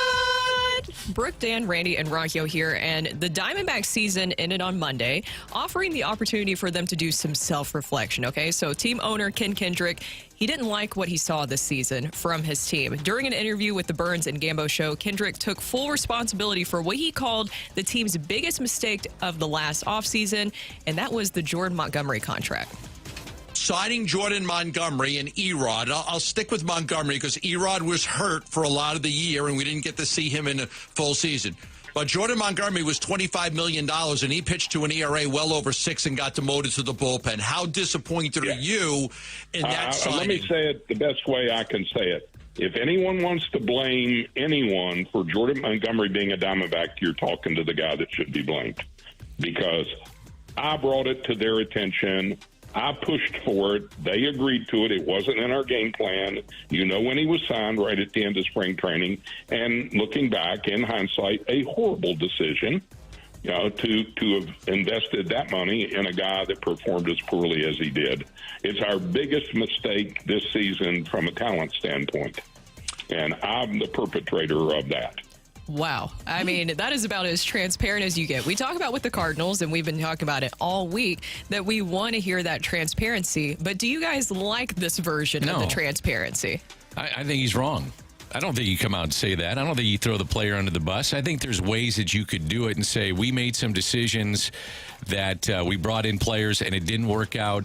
Unfortunately, the buck stops with me. It's on me. It's my responsibility. Everybody is going to know who he's talking about. You don't need to throw the individual under the bus like that. Here's the thing, though, and I like it because I think it's a great chestnut checkers move. Jordan Montgomery, and it was interesting that at the end he said from a talent standpoint, because Jordan Montgomery is talented. That is not the reason that Jordan Montgomery sucks. Jordan Montgomery sucks because, as he said, Scott Boras screwed him over by not getting him to a team before the end of spring training. But if you want a player to opt out, and Montgomery does have an opt-out, you want to tick him off. And that's exactly what Kendrick was trying to do there, trying to get Jordan Montgomery to opt out of the next year, the $22.5 million of his contract. Now, Montgomery should try to stick it to them and say, no, you know what, I'll pick it up. I'll live in Scottsdale. I got to go in and I'll try to pitch well again next year. There's no way that he makes $22.5 million next year, None. Montgomery, if he's a free agent, right? So you might as well pick up the player option and try to make it right and try to make Ken Kendrick like you. Well, the thing is that I'm with you, Dan, because I think it's such a bad look to specifically call out that player with the way that things went. I mean, it is nice to actually hear him say, like, if you want to get mad at somebody, just put it on me. But then to throw that player under the bus, especially in that fashion, is just a bad look because of what you're talking about with the player option. If I'm Jordan Montgomery, I'm saying, okay, whatever, to what you just said there, I'm just going to sit here and take that big money, that big contract. And Bob Nightingale's reporting that Montgomery will likely exercise it, so that's $22.5 million. And we know that Jordan Montgomery is talented. It's everything of the handling of Scott Boras. I have no doubt that with an actual proper spring training, that Jordan Montgomery will be better than what he was this season, which was a 6.23 ERA and 112 innings pitched, and he was demoted to the bullpen, as they mentioned, in August. I wonder, so let's just say he picks up the player option and says, I'm going to play and I'm pitching with the Arizona Diamondbacks. Coming back in spring training where those comments have been made, how does that unfold in spring training? Like, I think you got to move him at that point because you can't have him around if your owner is saying that stuff about you. Right. At least Kendrick owned it, though. He said, I brought it to their attention. It's my fault. I wanted to do it. It wasn't even in our game plan. So at least he took blame for it. And essentially what he's doing, because of the performance of Jordan Montgomery, they missed the playoffs by one game. Yeah. The Jordan Montgomery signing is basically what he's saying the reason for them missing the playoffs is. I just don't think it's right, though, to throw the player under the bus with that. I think you can do it in a roundabout way where everybody knows what you're saying. You know, you say, but look, everybody knows anyway. You know, there were some signings that we had late in the season. I was the one that pushed for this. It didn't work out, and it's something we need to reevaluate in my decision-making moving forward. If you said that, then I'd have been fine with it. But I think because Gambo asked specifically about Montgomery, what else are you going to do?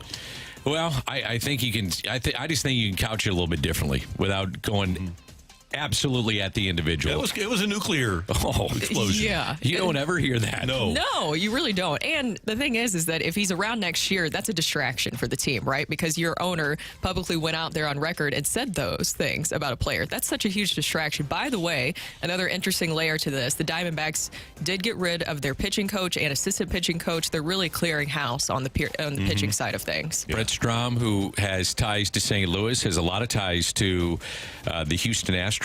He could rub you the wrong way, but man, he got the most out of some of the pitchers that he dealt with. He's on the way out, which is, I guess, a little bit surprising. I don't follow him closely enough to understand why he would be on the way out, but I know that he's kind of that rusty nail in the room. You're going to hear his opinion whether you like it or not. Which every baseball team needs. I think there's too many yes men. I want to go back to the Diamondbacks pitching staff for one more moment, because Gambo also brought up Eduardo Rodriguez. He only started 10 games and had a 5.04 ERA. They gave him, I think, a 4-year, $48 or $44 million contract. That's as much of a problem for the 2024 Diamondbacks as Montgomery is. So what if he, and it sounds like he will, opt in for $22 million because it's, who knows what he's going to get on the open market. Just to your point, Brooke, the distraction that becomes on the first day of spring training, I think you got to move him at that point, because that could be a real problem unless he is just motivated to stay there and says, look, I got a full off season under my belt and I have a full spring training. I know I can get the ship righted, but that could be a real problem. I mean, going into next season at spring training. Well, at least he can already say, he said, hey, I got rid of the agent that caused all this. Yeah. Right? And he said that Boris caused all of this. So he'll have the opportunity to have a spring training and rebuild his value. Exactly. I think that's a key part there. And maybe they will be able to fix things. We have a lot of people on the text line saying they need to quit babying these grown men. How do you guys feel about that? I mean, that's the part where it's tough, right? Because we understand these guys are making millions and millions of dollars, so nobody's exactly feeling sorry for them. But the question is this the proper way to handle that situation? Not in 2024. And this is one of the things that I had. We were talking about this off the air. A good relationship with Mike Matheny was when Mike Matheny was the manager. Mike was so defensive of his players. I said, "Why don't you? We can all see that this guy's struggling. Why don't you just say it?" And he said, my first job, and I know he told you this too, Dan, and protect the guys in the room. Protect the guys in the room. To his detriment, he did that. But I think Ollie does that now. To every guy, every manager now is that way. They want to protect the guys and protect the feelings of the guys in the room. I just felt like without naming his name, you could couch it differently and still say the same thing. That's all, man. And I think you can do that even like with Mike. I think he could have done that too. Yeah. Plays got to be made. Everybody saw it. Plays got to be made. Right. Next question. Yeah. And it's not that hard. Go back to Ollie with Tyler O'Neill, right?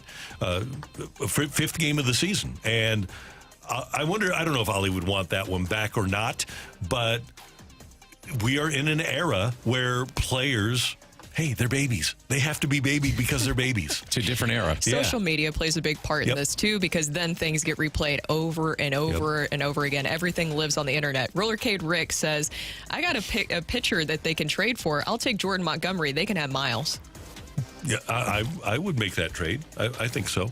Yeah, why not? I mean, there's no reason to think he wouldn't bounce back if he had a normal off-season and spring training. Right. But maybe a change of scenery is needed, too. I do, by the way, I shouldn't say all players are babies, because we could ask on this show Kyle Gibson anything. Kyle would own when he didn't pitch well, right? He's great. Lance Lynn is that way. Sonny is that way. Hey, I got to pitch better. I do appreciate some of the veteran players who do own their poor, and Arenado and Goldie, to their credit, they owned their poor performance, and I really do appreciate that. And that's what I mean. I think these guys know. Yeah. Do you need to say, player X, you're terrible. You're a terrible player, and he played, and he cost us the entire season? I don't think you need to do that. But at least Kendrick, he took it upon himself and said, hey, my decision, bad decision, worst decision, but at least he owned it as an owner and didn't throw anybody else under the bus except for the pitcher and himself. Yeah, but you guys know Jordan Montgomery during his time here. Of course, we don't know his exact feelings on this situation. I think Jordan Montgomery would also admit that this was not a great season for him. He's a competitive guy. He is a throwback. Remember how mad he would get when they would take him out at 100 pitches? He didn't like it. No. No, he wanted to stay. He wanted the ball. I'd love to have that guy on my team next year. Again, I don't think there's any reason to think he couldn't bounce back. There's too much talent there. It's an outlier, and it was a funky start to his year. Why wouldn't he bounce back? Got rid of his agent. Yep. And I would think a playoff team, maybe the Mets, they started Jose Quintana last night. I would think the Mets would be interested in a guy. I would think there will be a lot of teams interested in Jordan Montgomery. If you're the Angels, how do you not pursue, if you're trying to win, pursue a guy like Jordan Montgomery? And after what he said, do you really want him with your team? After what Kendrick said? Yeah, if you're the owner, do you want him? I can really like about this guy. I don't want him around anymore. That shot across the bow, I guarantee you, was a shot right at him to get him to say, I don't want to work for this guy anymore. I'm leaving. I'm even if it's going to cost me $22.5 million, I'm going to opt out of this. That's what Kendrick wants him to do. I'm thinking it also from, let's just say he opts in, and if I'm the owner and I just said that about a player, obviously I don't want him. I got to move him. Yeah. And maybe you pick up part of the 22.5. Yeah. We'll see. It's interesting. It is. It is really interesting. That was They Said What? Coming up next, we have the Rush Hour Reset.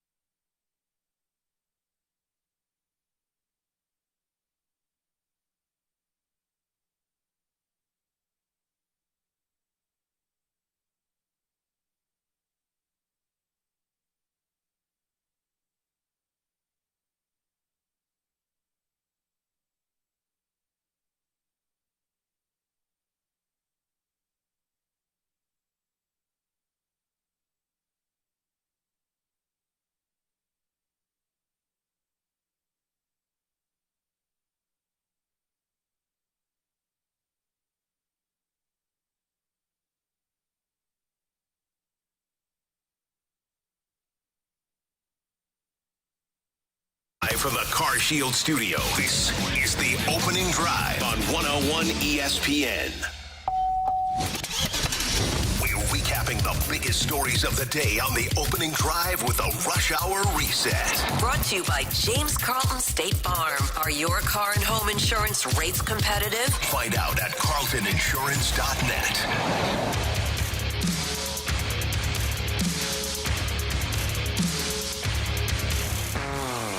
Brooke, Dan, and Randy, we had a great announcement a couple of days ago over at Enterprise Center, the St. Louis Sports Commission and the University of Missouri announcing that St. Louis has been awarded the 2027 NCAA Division I Wrestling Championships at Enterprise Center.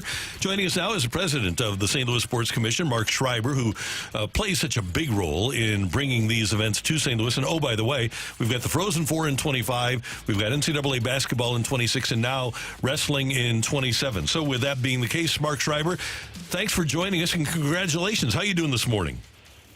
I'm good, Randy. Thanks so much for having me on. It's good to be back with you. This is such a great announcement that you guys have that you will host the 2027 NCAA Division I Wrestling Finals. How did this come about? So we just went through the NCAA's sort of extensive bid process where they bid all their championships out at once. This one was for a 2-year cycle. It's 26, 27, 27, 28 academic years. They usually go much longer, but for a variety of reasons, NCAA just went out for 2 years. And wrestling, the wrestling championships were at the top of the list of events that we wanted to get for St. Louis. And so this was all part of a long bid process. And lo and behold, on Wednesday, we had the good news that we secured the event. Mark, what does it mean, the economic boost to the downtown community or just the city of St. Louis when you bring in an event like this? Wrestling is huge, and I know you know that well, Dan, that the great thing about this event, so it'll sell out. It's 3 days, 6 sessions, and the large proportion, say over 90% of the fans that are in the building are from out of town. And so that's huge visitor delivery for the St. Louis region and for downtown. Your economic impact's probably somewhere in the ballpark. If you have to pin down a number, it's somewhere between 15 and 20 million.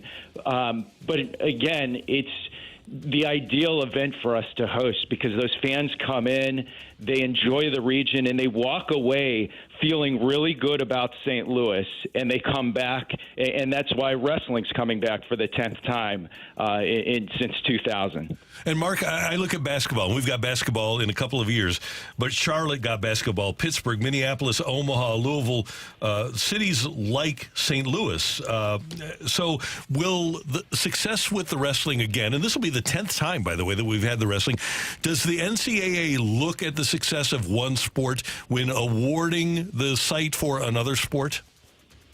Very much so. I think, obviously, the event-specific history plays the biggest role. So, like for basketball, the NCAA studies how a market performs with attendance. So I think that's a significant driver. But all of this feeds onto each other, that when you do an outstanding job hosting wrestling or the Frozen Four or another event, the other sport committees see that and understand that. I think one thing really important to note on basketball is with us hosting in 26, even though we put in a bid for the men's basketball regional, it was just unlikely we were going to get that because the NCAA typically doesn't come right back to a market after you hosted. So I'm optimistic that in the next bid cycle, we should be in line for men's basketball. There's no guarantee with that, but you'd like to think that we got a really good shot. And, of course, we don't know what will happen in 2027 in regards to what teams will be there, but there is a good team not too far away from St. Louis, Mizzou. They are one of the top teams in the country when it comes to wrestling, so I'm sure a lot of fans will be hoping to see them there. Yes, and the Mizzou wrestling program is outstanding, a great tradition, and important thing to note is Brian Smith, the longtime head coach at Mizzou, was so critical to us being successful, and that isn't always the case where you have a partner that is so invested, a collegiate partner that is so invested in helping a city get an event back. And credit to Coach Smith. We had a site visit from the NCAA Wrestling Committee on July 3rd, and Coach was here with us, making the committee feel comfortable. And just his investment and enthusiasm in wanting St. Louis to be a frequent destination for the wrestling championships is really meaningful to us. So we're really lucky to have that relationship with Mizzou across the board, but specifically on wrestling too. Hey, Mark, a couple of more things. Number one, you listen to this show all the time, and I know you've heard me say, hey, why can't we do what Indianapolis did? Recognize the value of sports and become a sports epicenter. And I know that the Sports Commission was founded with that idea in place. And I thought it was great to listen to Jason Hall, who is the CEO of Greater St. Louis, Inc., the other day. And not only are we trying to emulate a little bit, if not a lot, of what Indianapolis has done, but we're actually trying to take pages out of their book by talking to them, which I think is a real positive. Yeah, I'm very encouraged. I think we often have a frustration. I'm talking about the Sports Commission that we've been challenged with our public sector for many years, that other communities invest heavily in what we do, and the Sports Commission is very much privately driven, privately funded. It's our business community that steps up, which in some ways works great, but it's also still a challenge for us. But I've really been encouraged by the talk over the last year or two, civically, politically, the understanding of the importance and value of bringing these major events to our community, what that has on the region. And so, I think there's momentum there, and I'm really optimistic about what's ahead and our ability to do really good things for this region through sports. And finally, Mark, your marquee event is next month, the Musial Awards, and I know you've got quite a cast coming in for those. Yeah, thanks for asking about that, Randy. We should have a great show November 23rd, Saturday night, Stiefel Theater. Bob Costas is our Lifetime Achievement Award winner for sportsmanship. We have Larry Fitzgerald, the NFL great, accepting the Musial Award for extraordinary character. Salvador Perez, the Royals all-star catcher, is going to be one of our honorees as well. A really great story of sportsmanship surrounding him. And then we'll throw in a bunch of some fun surprises as well that evening. And great show that night. It all gets picked up on CBS nationally. We're really proud of it, proud of how far that event has come and what it means for St. Louis. And tickets are available at musialawards.com for anybody interested in attending. It's open to the public. And if people want to work ahead for wrestling tickets, those will go on sale down the line, correct? Yeah, typically a year before the event. And for those tracking on the Frozen Four, look for information on that in the coming weeks. The NCAA has a whole process that they do for that, but we're hoping to make tickets available to the public for the Frozen Four, and that word on that will come out later this month. Thank you, Mark. Have a great weekend, and we appreciate your time. It's great talking to you, Randy, Brooke, Dan. Thanks so much. Have a good weekend. You too. See you later. Mark Schreiber, president of the St. Louis Sports Commission on 101 ESPN. Coming up as the Blues get ready for the season, our first weekly visit of 24-25 with Robert Thomas. He's coming your way next on the opening drive on 101 ESPN.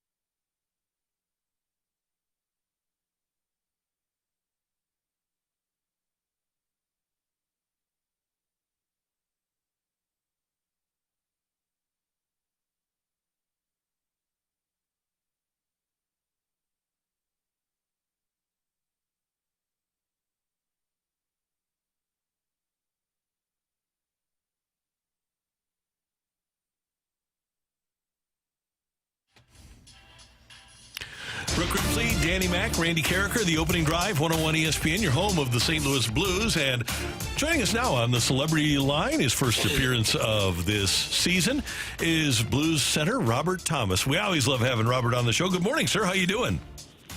Doing well, guys. How are you? Everything's great. Thanks so much for taking the time with us, and we're looking forward to a great season. But let's look back. How was your off season? Off season was really good.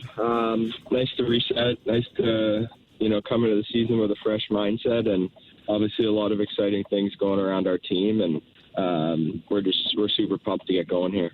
Yeah, Robert, what was your reaction to when you heard the news about the offer sheets? A very aggressive move by Doug Armstrong. Yeah, it was exciting. As a team, we felt like we were close. We were ready to get out of this retool thing that had been talked about the last couple of years, and be back to a team that's ready to compete and ready to go. And I think that was a message sent from Doug that we're out of that, and it's time to go. Where were you? How did you find out about the offer sheets? Who were you with, and how did that come down? Yeah, I think I know where you're going with this, but I told the story back at the media tour, and Canadian media kind of blew up with it. I didn't mean it to be anything serious, but it was more just a funny thing that I hope people enjoyed. But yeah, I was sitting with a couple Edmonton guys, and we've had a good laugh about it. I think it was pretty funny, just the timing about it, and who I was with, and it was pretty funny. Who were you with? A couple Edmonton players. So what's the off season like for you? Like, where do you go work out? Do you spend time in St. Louis? What do you do to prepare for a season? Yeah, I usually spend it back home in Toronto. We got a great group of guys up there that train at Gary Roberts, and a lot of guys have had success there, and I love it there. I've been training there since I was 17 years old, and I head back to Toronto and get to work with them. So how are things coming together? You've got almost a 25% turnover in your roster. From a chemistry standpoint, from how you feel, how are things coming along with this edition of the Blues? Yeah, it always takes time. I think last night, I think we took a big step in the right direction. I thought we played a pretty good game from start to finish. I liked a lot of the way we played. We were aggressive. We were hard on forechecks, and we were playing fast. We're a really fast team, and we need to use our speed to our advantage. So I've been really happy with how it comes together. It seems like guys are starting to find where they fit in, and the quicker we can do it, the better off we'll be. I'm really curious about Claude Julien and his role with the coaching staff. What has it been like to work with him? Yeah, obviously has so much experience. He's a well-respected guy. I think him being back there will bring some composure. There's been times, he's talked with me about a couple of things, and it's been really nice to kind of hear his input and his experience. And I think we can only help all the players and coaches as well. How about Drew Bannister? It's his first camp being the head coach of the Blues. What's that been like for you? Yeah, it's been good. I think he's brought a big pace, especially in practice. He's been making sure we're competitive and ready to go. And, I think, the games haven't gone too well to date. But last night, I think we really showed we're ready to go, and we're excited for Tuesday. Hey, Robert, I want to ask you something about what fires us as fans up. I want to know what effect it has on you as a player. When Army had the press conference after the offer sheets were executed and Broberg and Holloway had become Blues, Army made the point. He said, somebody said that if Ken Holland would have been in charge of the Oilers that I wouldn't have done this. And he said, if my mother would have been in charge of the Oilers, I still would have done this. That competitive juice gets us fired up. Do you guys, as players, do you take anything out of that? Not really, to be honest. I kind of laughed about it a little bit. I thought it was a funny analogy, but I think for us, we more looked at what he had done, and what he had done would show where this team's at and where we should be, and his confidence in our team, and I think we looked at it more from that side of it, and you could just tell the excitement when everyone came in at the start of camp and how everyone was feeling and confident in our team and ready to go. You're now a veteran on this team. Who are some of the young guys that have caught your eye here in camp? Yeah, there's been a bunch. You look at guys like Jake's really stepped up. Texier, I think, has been really good as well. I've been really impressed with them, as well as Holloway, Broberg. It's a hard situation for those two guys and with expectations and stuff, but I think they've done a great job of just coming in, playing their game, having fun. The Joseph Bros have looked great too, as well. So it's been an awesome time getting to know these guys, and I can't wait to play the season with them. And we always talk about bonding for a hockey team, Robert. When you go on that first big trip, and you guys start off with Seattle, San Jose, and Vegas next Tuesday, Thursday, and Friday. As a veteran player, like Dan mentioned, do you find value in that? Yeah, I think it's super important. I think especially with so many new guys, you really have to get started on the right foot, and the quicker you can come together as a team, the stronger and better you'll be out of the gate. So, we got some time coming up to really get together as a team, and we've done a good job of everyone coming together, and it seems to mesh really well, so it's just continuing to build that throughout the year. Okay, one other thing. I asked Joey Vitale this question earlier. 4.5-hour flight to Seattle. It's the longest flight you guys take. I said, okay, if you're going to sit next to somebody for 4.5 hours, somebody that's interesting, funny, doesn't mind if you snore a little bit, who are you going to pick? Traveling party, Joey, Robert, you can take management, coaches, players, broadcasters, all those people. If you can set up the seating chart on the plane, who are you going to put yourself next to? Probably Pavel Buchnevich. And why? Because I think you never know what's going to come out of his mouth. You honestly don't. You could be talking about one thing, and then he gets going about something else. And he's just one of those guys that if you sit beside him for 4 hours, you will laugh your ass off for at least two of them. That's great. Hey, Robert, thanks so much for the time. We appreciate it. Looking forward to having you on with us this season. Have a great year, and congratulations on getting started in year number 6. Thank you. Yeah, thanks, guys. We'll see you next week. You bet. Take care.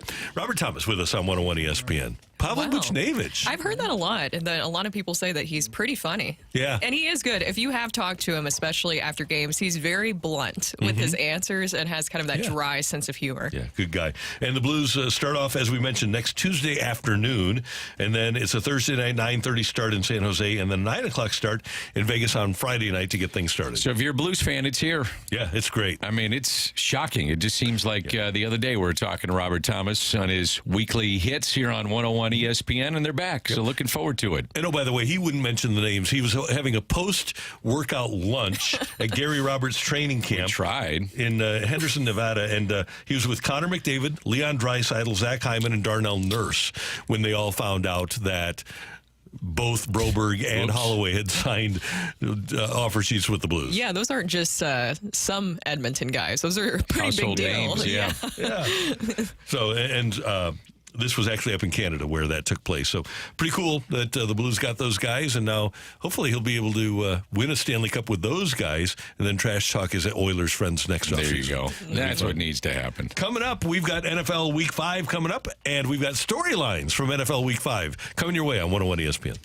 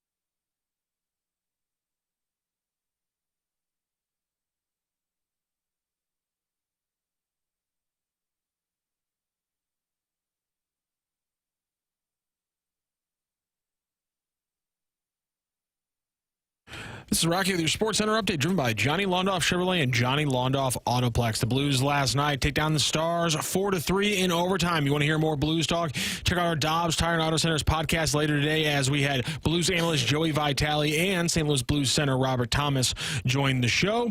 Last night, Major League Baseball, the Wild Card Series gets wrapped up with the Mets 4-2 win over the Brew Crew. Mets winning that series 2-1, and that means that all 4 Wild Card Series winners this year were Wild Card teams.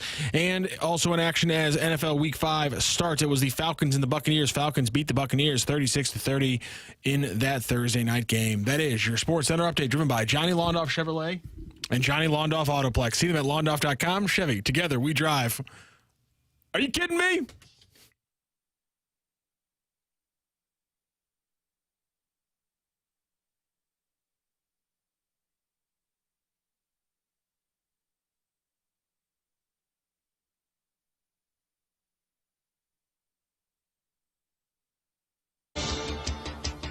Ghost pulled it up. Week 5 in the NFL, and there were reports earlier this week that Raiders wide receiver Davante Adams had requested a trade from the Raiders, and further reports that he would welcome the ability to play with one of the quarterbacks that he's played with before, either Derek Carr in New Orleans or Aaron Rodgers, formerly of the Packers, of course, and now of the Jets. Derek Carr says, quote, "I think all 32 quarterbacks would love to play with Davante. We would welcome that. I don't know if I can get in trouble for saying that. I just think everyone kind of knows that. I think everyone would love to play with Tay. I would obviously welcome playing with him again if that ever worked out in our careers." Aaron Rodgers wasn't as open about it. He said, "I don't know how much I can say about it because of tampering, but I still have a close relationship with him. We spend time in the offseason together. He's a great guy and a great player. The rest of that is out of my hands." I have to believe that if Davante Adams wants to play somewhere else, he's going to force his way either to the Jets or to the Saints. And I think both of these quarterbacks, obviously, will play a big role in him arriving on the scene with whatever team he lands with. Yeah, because he played with Derek Carr in college, and that was a big reason with his journey with the Raiders, too. And then you have Jets, obviously, his playing time with Aaron Rodgers. I think it makes sense that he goes to one of those two teams. But how do you think this situation has been handled by Adams and the Raiders, and how the relationship has just really soured? Yeah, the Raiders are a disaster area right now. And I know they have another new GM and another new coach, but he went there with the idea of playing with Derek Carr. Mm-hmm. And then they get rid of Carr, and now he's playing with who's there? Is it Gardner Minshew out Gardner there? Minshew. Yeah. I mean, it's not exactly what he was. After all of those years going to the playoffs with the Packers, I don't think that's what he was planning on when he went to the Raiders. I would say, too, if I'm the Jets, I'm pulling out all the strings for a guy that I've invested so much in at the age of 40, and they only mustered 9 points last week. I mean, he's running the team anyway. If you want him to have the best chance to win, go get him to New York and get him to Aaron Rodgers. Why not? Mm-hmm. Makes sense. I think it makes a lot of sense. All right, the storyline I am watching this weekend, I can't get enough of Sam Darnold and everything that he's doing, and they will be in London. That's a whole different discussion in itself if we think that players should be playing internationally. But this is another chance for him to cross off one of his former teams off of his list. As you guys know, he played with the Jets. He said that it was on him, that he could have played better when he was with the Jets. What do you guys think of that situation? I think that the way that things played out, it worked out perfectly where he's able to finally get this chance for the Vikings. But you could say some of those hardships are part of the reason that shaped him into what we're seeing this season. Didn't he get drafted by Adam Gase? You have no chance. All due respect to Adam Gase, when you're a quarterback that gets drafted by him, you have no chance. So he had no chance with the Jets. Sam Darnold right now leads the NFL with 11 touchdowns. He's got a passer rating of 118. And it's kind of the year, and this is what I was going to talk about, the year of the revitalized QB. Baker Mayfield, what he's doing. Geno Smith with the Seahawks. Jared Goff has been outstanding with the Lions. You have Derek Carr, what he's done with the Saints. Justin Fields, even he has bounced back. You know, maybe this isn't always the fault of the QB, but it's properly building around the skill set of the QB. You know, it's not just plug and play. Right place, right time. Yeah, got to find the right place, right time, right coordinator, right head coach, right weapons around you. And maybe all of a sudden it's not so much the fault of the QB and some of the spots that they've had. And I wonder if a guy that I perceive as a knucklehead like Zach Wilson, I wonder if he can turn into a good quarterback, if there is a right place and right time for him. I always liked Darnold. I always thought Darnold was put in a bad situation. I was riding the roller coaster on Baker Mayfield, but now I'm convinced. I don't know about a guy like Zach Wilson. And it's got to make you wonder. And it's the other thing is about sitting and waiting your turn and watching. You know, the fact is, and we talked about this a lot, but Jaden Daniels had 55 college starts. Yeah. You know, a lot of these guys don't have. I mean, Anthony Richardson's a perfect example. Hardly played. Now look what's happening with the Colts. Joe Flacco may be their best answer to win games. Joe Flacco. You know, so I think part of it is too is that these guys are just rushed and they're clearly not ready. I'm guessing that 99% of all hardcore football fans have never seen Trey Lance play a football game. Yet he was the third pick in the draft. Isn't that amazing? Yeah. It is. I think it's the experience factor when you're talking about this revitalization or redemption for these quarterbacks. I mean, look at the age. Look at how long it took them to get to that point. It's showing that experience really does matter. I think also it shows, too, when you're talking about these young quarterbacks, I still wonder about Bryce Young and what's going to happen with his career. If he was in a different situation, what he would look like. Now, of course, he is a smaller quarterback, so that's a factor into this discussion. Little fella. He's not Kyler Murray, but he's still a little fella. He is, yes. He's a little. Well, is he taller than Kyler Murray? You think he's a little bit taller, yeah. By like an inch or two? Okay. But still, I just wonder in that situation, would we see Bryce Young have success elsewhere? I think he's going to have to go somewhere else. Yeah, but I think if he's... I kind of think of him as a McVay guy. If they can rebuild the offensive line in L.A., let him sit for a year until Matthew Stafford retires or whatever. I think L.A., and I hate to say it, would be the perfect spot for a guy like Bryce Young, playing for McVay behind a good offensive line. Makes sense. You know, Brooke, you were talking about watching Sam Darnold, watching the Vikings. The other team that I just can't keep my eyes off of right now is Washington because of Jaden Daniels. They're first in completion percentage, third down percentage, points per drive, and turnovers just one. They have turned out to be one of the most exciting teams to watch in the NFL, and they host Cleveland this weekend. Now, if you would have said to me 6 months ago it's Washington and Cleveland, I said, you're out of your mind if I'm watching that game. I will be watching that game because of him individually. Yeah, he's something. He's fun. The four teams that are on buys this week, the bye weeks start this week, are the Lions, Titans, Eagles, and Chargers. And we have the game of the week for you here on Sunday. Texans and Bills, both 3-1, 11 o'clock pregame, noon kickoff. And the Texans have now shown themselves to be a legitimate program. The Bills are already great. And for me, that game is the game of the week. I know the game that has the most eyes on it is definitely going to be Sunday night because the Cowboys and Steelers, along with Green Bay, those are two of the three biggest brands in the NFL. But I think in terms of quality of game, it's both of those teams. And by the way, they're both playing pretty good defense, the Bills and the Texans are.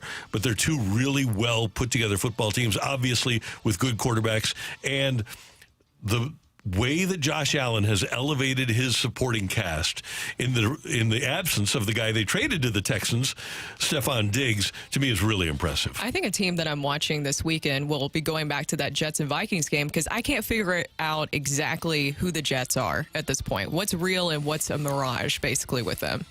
Played in bad weather on Sunday. I got to think that they're better than what they showed with the 9 points on Sunday at the Meadowlands. But Aaron, I mean, he is 40 years old, and he looked at times old on Sunday. You know, how does that continue to carry over week after week? Can he hold up? Can he sustain the hits? He took some hits on Sunday. I'm just not quite sold that this is the Aaron Rodgers of old. I mean, they're better than they were. Don't get me wrong, but I'm not sure that they're where they thought they might be. And, you know, he's also, we forget, he's 40 coming off an Achilles. And he needs to. I know that he respects Nathaniel Hackett. He just needs to take over the offensive coordinator role from Nathaniel Hackett and run it. If he's not already running it himself, run it himself. A-Rod needs to. So are you guys sold on the Texans? Because I'm not. I was going into the season, and after what I've seen so far, and it'll be a great test, should be a fun game, Texans and the Bills, but I'm just not sold as much as I was even a couple weeks ago. I love them. What's holding you back from them right now? I just don't see them playing defense as much as well as I thought they might with what they had coming back. I love C.J. Stroud. I love the addition of Diggs, but defensively I still have some question marks. They can get after the quarterback. Will Anderson and Danielle Hunter are, in terms of names, as two as two as good as you'll have in the league. They need to do a better job, though, of getting after the quarterback. But their big thing has been allowing the run. Yep. They need to. That's where I'm at. They need to be better against the run. Well, luckily the AFC South is terrible for them. That's So true. that's shaping out. They'll be a fine. game that I don't want to watch this weekend, but still is important to just pay attention to, is the Jags and the Colts. Speaking of the AFC South, will the Jags continue to be the only team in the NFL without a win? I think so. That's one team, by the way. The Colts, they should be interested in Davante Adams. If there's a match in the league for Davante Adams, it's Indianapolis. And, oh, by the way, speaking of the AFC South, no loss this week for the Titans. They aren't going to lose. Will Levis can't embarrass me this weekend. How about the Chiefs? Are you guys interested in watching them this weekend? Do we have Monday night? Yeah. I'm interested to see how they get Xavier Worthy more touches. Me too. Because, I know he's on your fantasy team, but with the You're injuries they've had, Xavier Worthy, Kelsey, does he get more involved? Now he is coming off 7 catches for 89 yards, but they've got a 10-game winning streak, man, going back to last year, including the playoffs, the Super Bowl, what they've done this year. It's impressive, even with all the injuries, and they have a great defense led by Steve Spagnuolo. So Kansas City is always fun to watch. It feels like they always find a way to. Yes, Even they though do. losing Rashee Rice is a big deal, it just feels like, oh, well, they'll figure it out. They have plenty of other situations. And you have Patrick Mahomes that figures out how to get a ball to somebody. And he hasn't even played that great. No, he hasn't. They find ways to win. He didn't play great last year either to begin the season. Worked out because of things defensively. Guys, I'm looking in that winning streak. Let's see. The 10-game winning streak? Yeah. So they're 4-0 this season. And then obviously they had the playoff run last year. But in the 6-game regular season winning streak, every single one of the games has been a one-score game. It's amazing. They find a way to win. That's what great teams do. It's cliche, but it's true. Good at winning. That is NFL Storylines heading into Week 5. Coming up, we're going to head down the stretch with Rocc and Roll. Plus, we're going to give away tickets to Thomas Rhett next on 101 ESPN.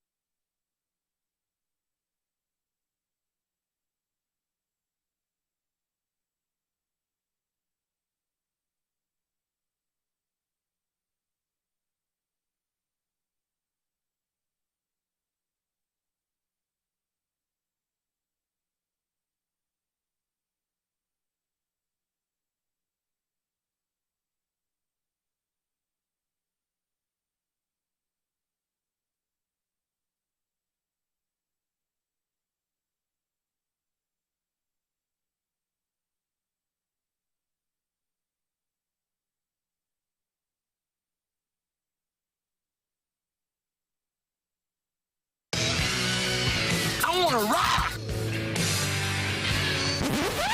And roll.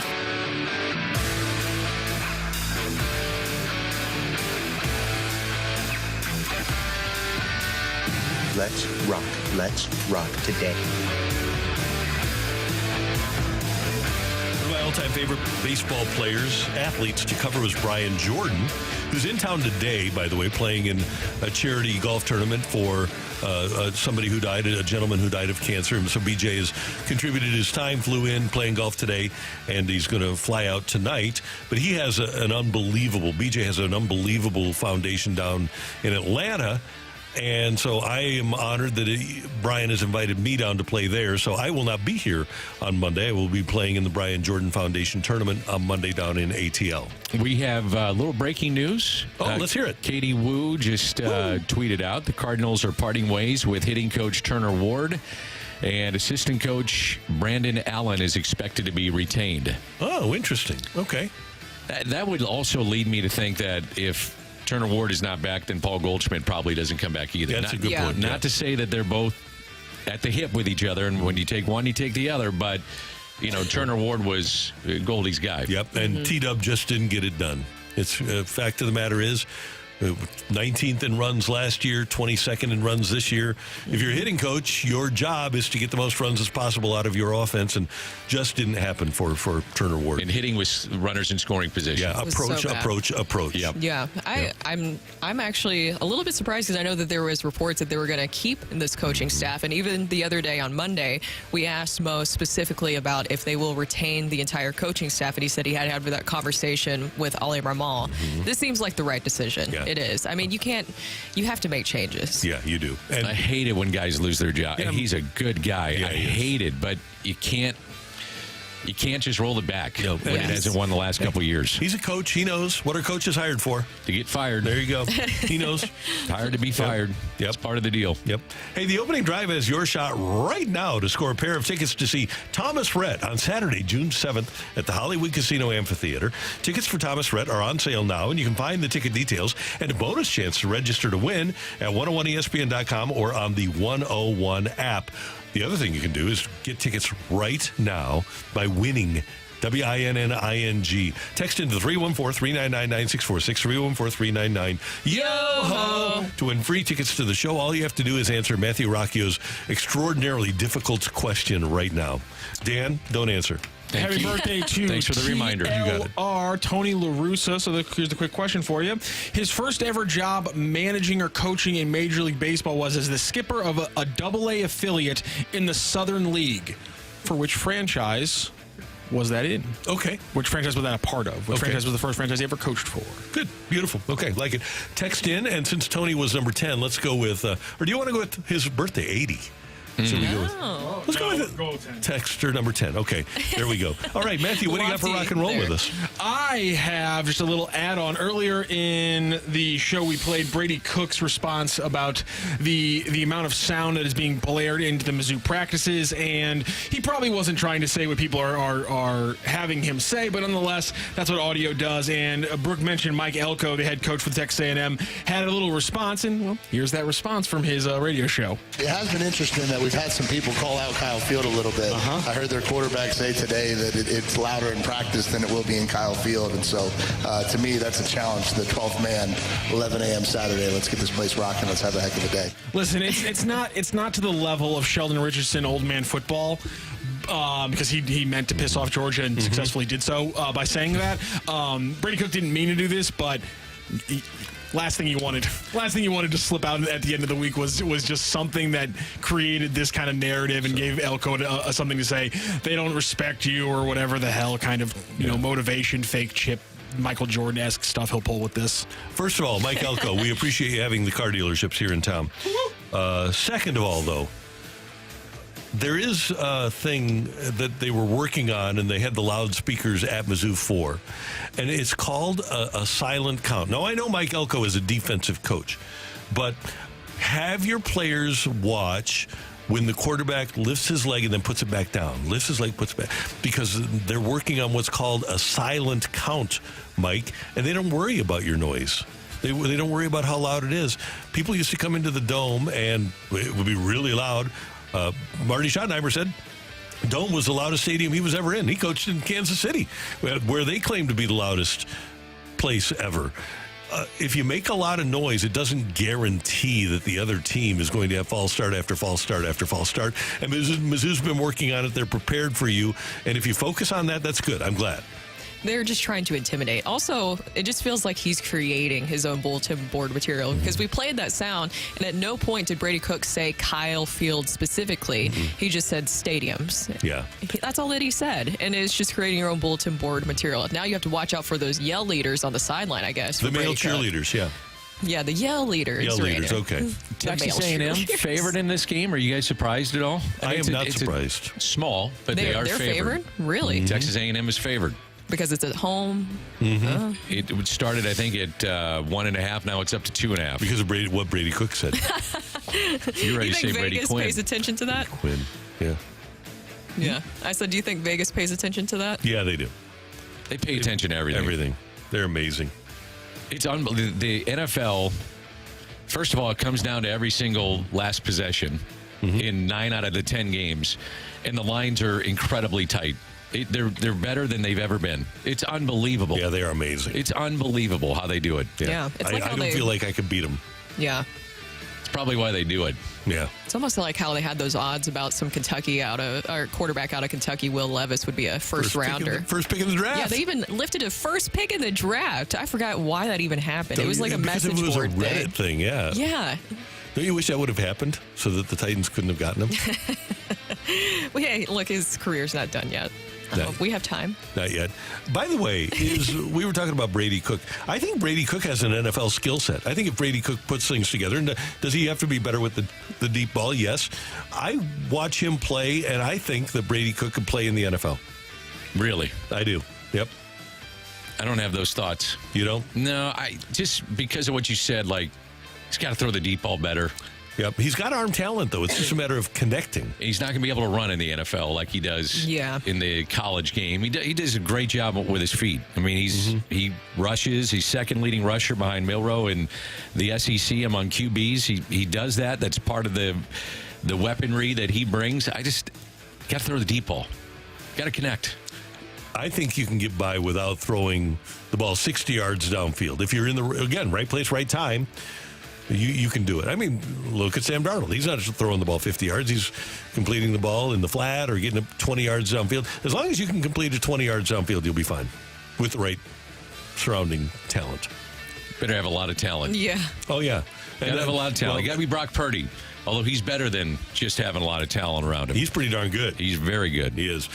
Here's what we got coming up on this very station. Tonight, UNLV and Syracuse. Tomorrow, 10:30 pregame for Navy and Air Force. A little military battle there. Also tomorrow, Auburn and Georgia at 2:30. And then Sunday, you've got an NFL tripleheader. Texans and Bills. Then the Niners and Cardinals. Go Big Red. And then the Steelers and Cowboys. And then Monday Night Football, the Chiefs and the Saints. And then next Tuesday, we've got the Blues opener, 3:30 in the afternoon against the Seattle Kraken. How about that? We've got a balloon party coming up with T-Mac and Ajax. Also, City's final game. Whose final game? City's final home game. Oh, City's final home game. On Saturday. Who do we got? Houston. We going to win? Yeah. Okay. You don't really got much to play for right now, but at the same time, is John Hackworth done enough to come back? Hackworth's coaching to try to prove that he should be the head coach next year. That's the story. There was a report last week that we didn't get to talk about that the favorites right now, or at least two of the candidates for the head coaching job for next year, are Danny Cruz, who's currently the head coach of Louisville City down in the USL. Danny Cruz took over at Louisville City for their former head coach, John Hackworth, when he left Louisville City. John Hackworth was the other name that was mentioned as in the running to be the head coach of St. Louis City next year, so he's still in the running. What about Greg Berhalter? He's in talks to take over the Chicago Fire. Sucks to suck. And I don't know if Wednesday's loss against LAFC, how much that affected or changed maybe that thing. I think every game matters when you're talking about Hackworth, trying to and trying out for the job. So Saturday still matters to the future of St. Louis City SC. Speaking of the future, congrats to Bloomington, Illinois native Mekhi Joyner, who has led St. Louis City 2 to the playoffs this year and just got his call up to the U19 United States men's national team camp in Valencia, Spain. So that's a Bloomington kid who's now making his run through, hopefully, the United States men's national team ranks. And by the way, of course, the Gold Cup match coming up here in a month at St. Louis City. And Justin Horniker, who does a great job covering City for St. Louis Magazine, pointed out the other day there's a very good chance that Tim Ream, Josh Sargent, and Patrick Schulte, all St. Louis natives, are all on the roster and potentially playing in that Gold Cup match at City Park. So there's a chance that a third of the team is St. Louis natives on the field. Cool. That would be so cool. Yeah, good. And I'm rooting for. I like John Hackworth. I hope he gets a gig. I think he's a cool guy. We did get a text who asked whose watch keeps beeping at the top of every hour. It's Randy's. Oh, is it mine? Yes. Yeah. Have you not realized it's been going on all morning. I had no idea. It's been going on all week, apparently. It has been going on all week. Happy. I didn't know whose it was, and I keep forgetting to ask somebody about it until it happens. Turn off. Okay, all you have to do is say, Randy, turn off your alarm. On? You're double watching this thing. Why are you double watched up on a Friday? 2 watches on? Yeah, huh? You have 2 watches on? I have a Fitbit. Oh. So, okay. And then a watch, yeah. So. All right. Yeah, you didn't notice the little dings? No, I don't pay attention to that stuff. I'm concentrating on the show. You're always concentrating. I am. A great job today by our producer, audio, video engineer. They won the only Matthew Rocchio. Thanks, sir. Pleasure. Doing your best. Brooke, did you have fun today? Yes. Also, congratulations. We were talking about St. Louis natives to Clayton Keller. He will be the first ever inaugural captain for the Utah Hockey Club. All right. Looking forward to that. And they're going to be on TV on ESPN on Sunday night also, or Tuesday night, rather, for the opener. Danny, great work as always. You too, sir. You all have a great weekend. We thank you for tuning in, texting in, and being a part of the show. And for all of us, until Monday morning at 7, don't just have a great weekend. Have an American weekend.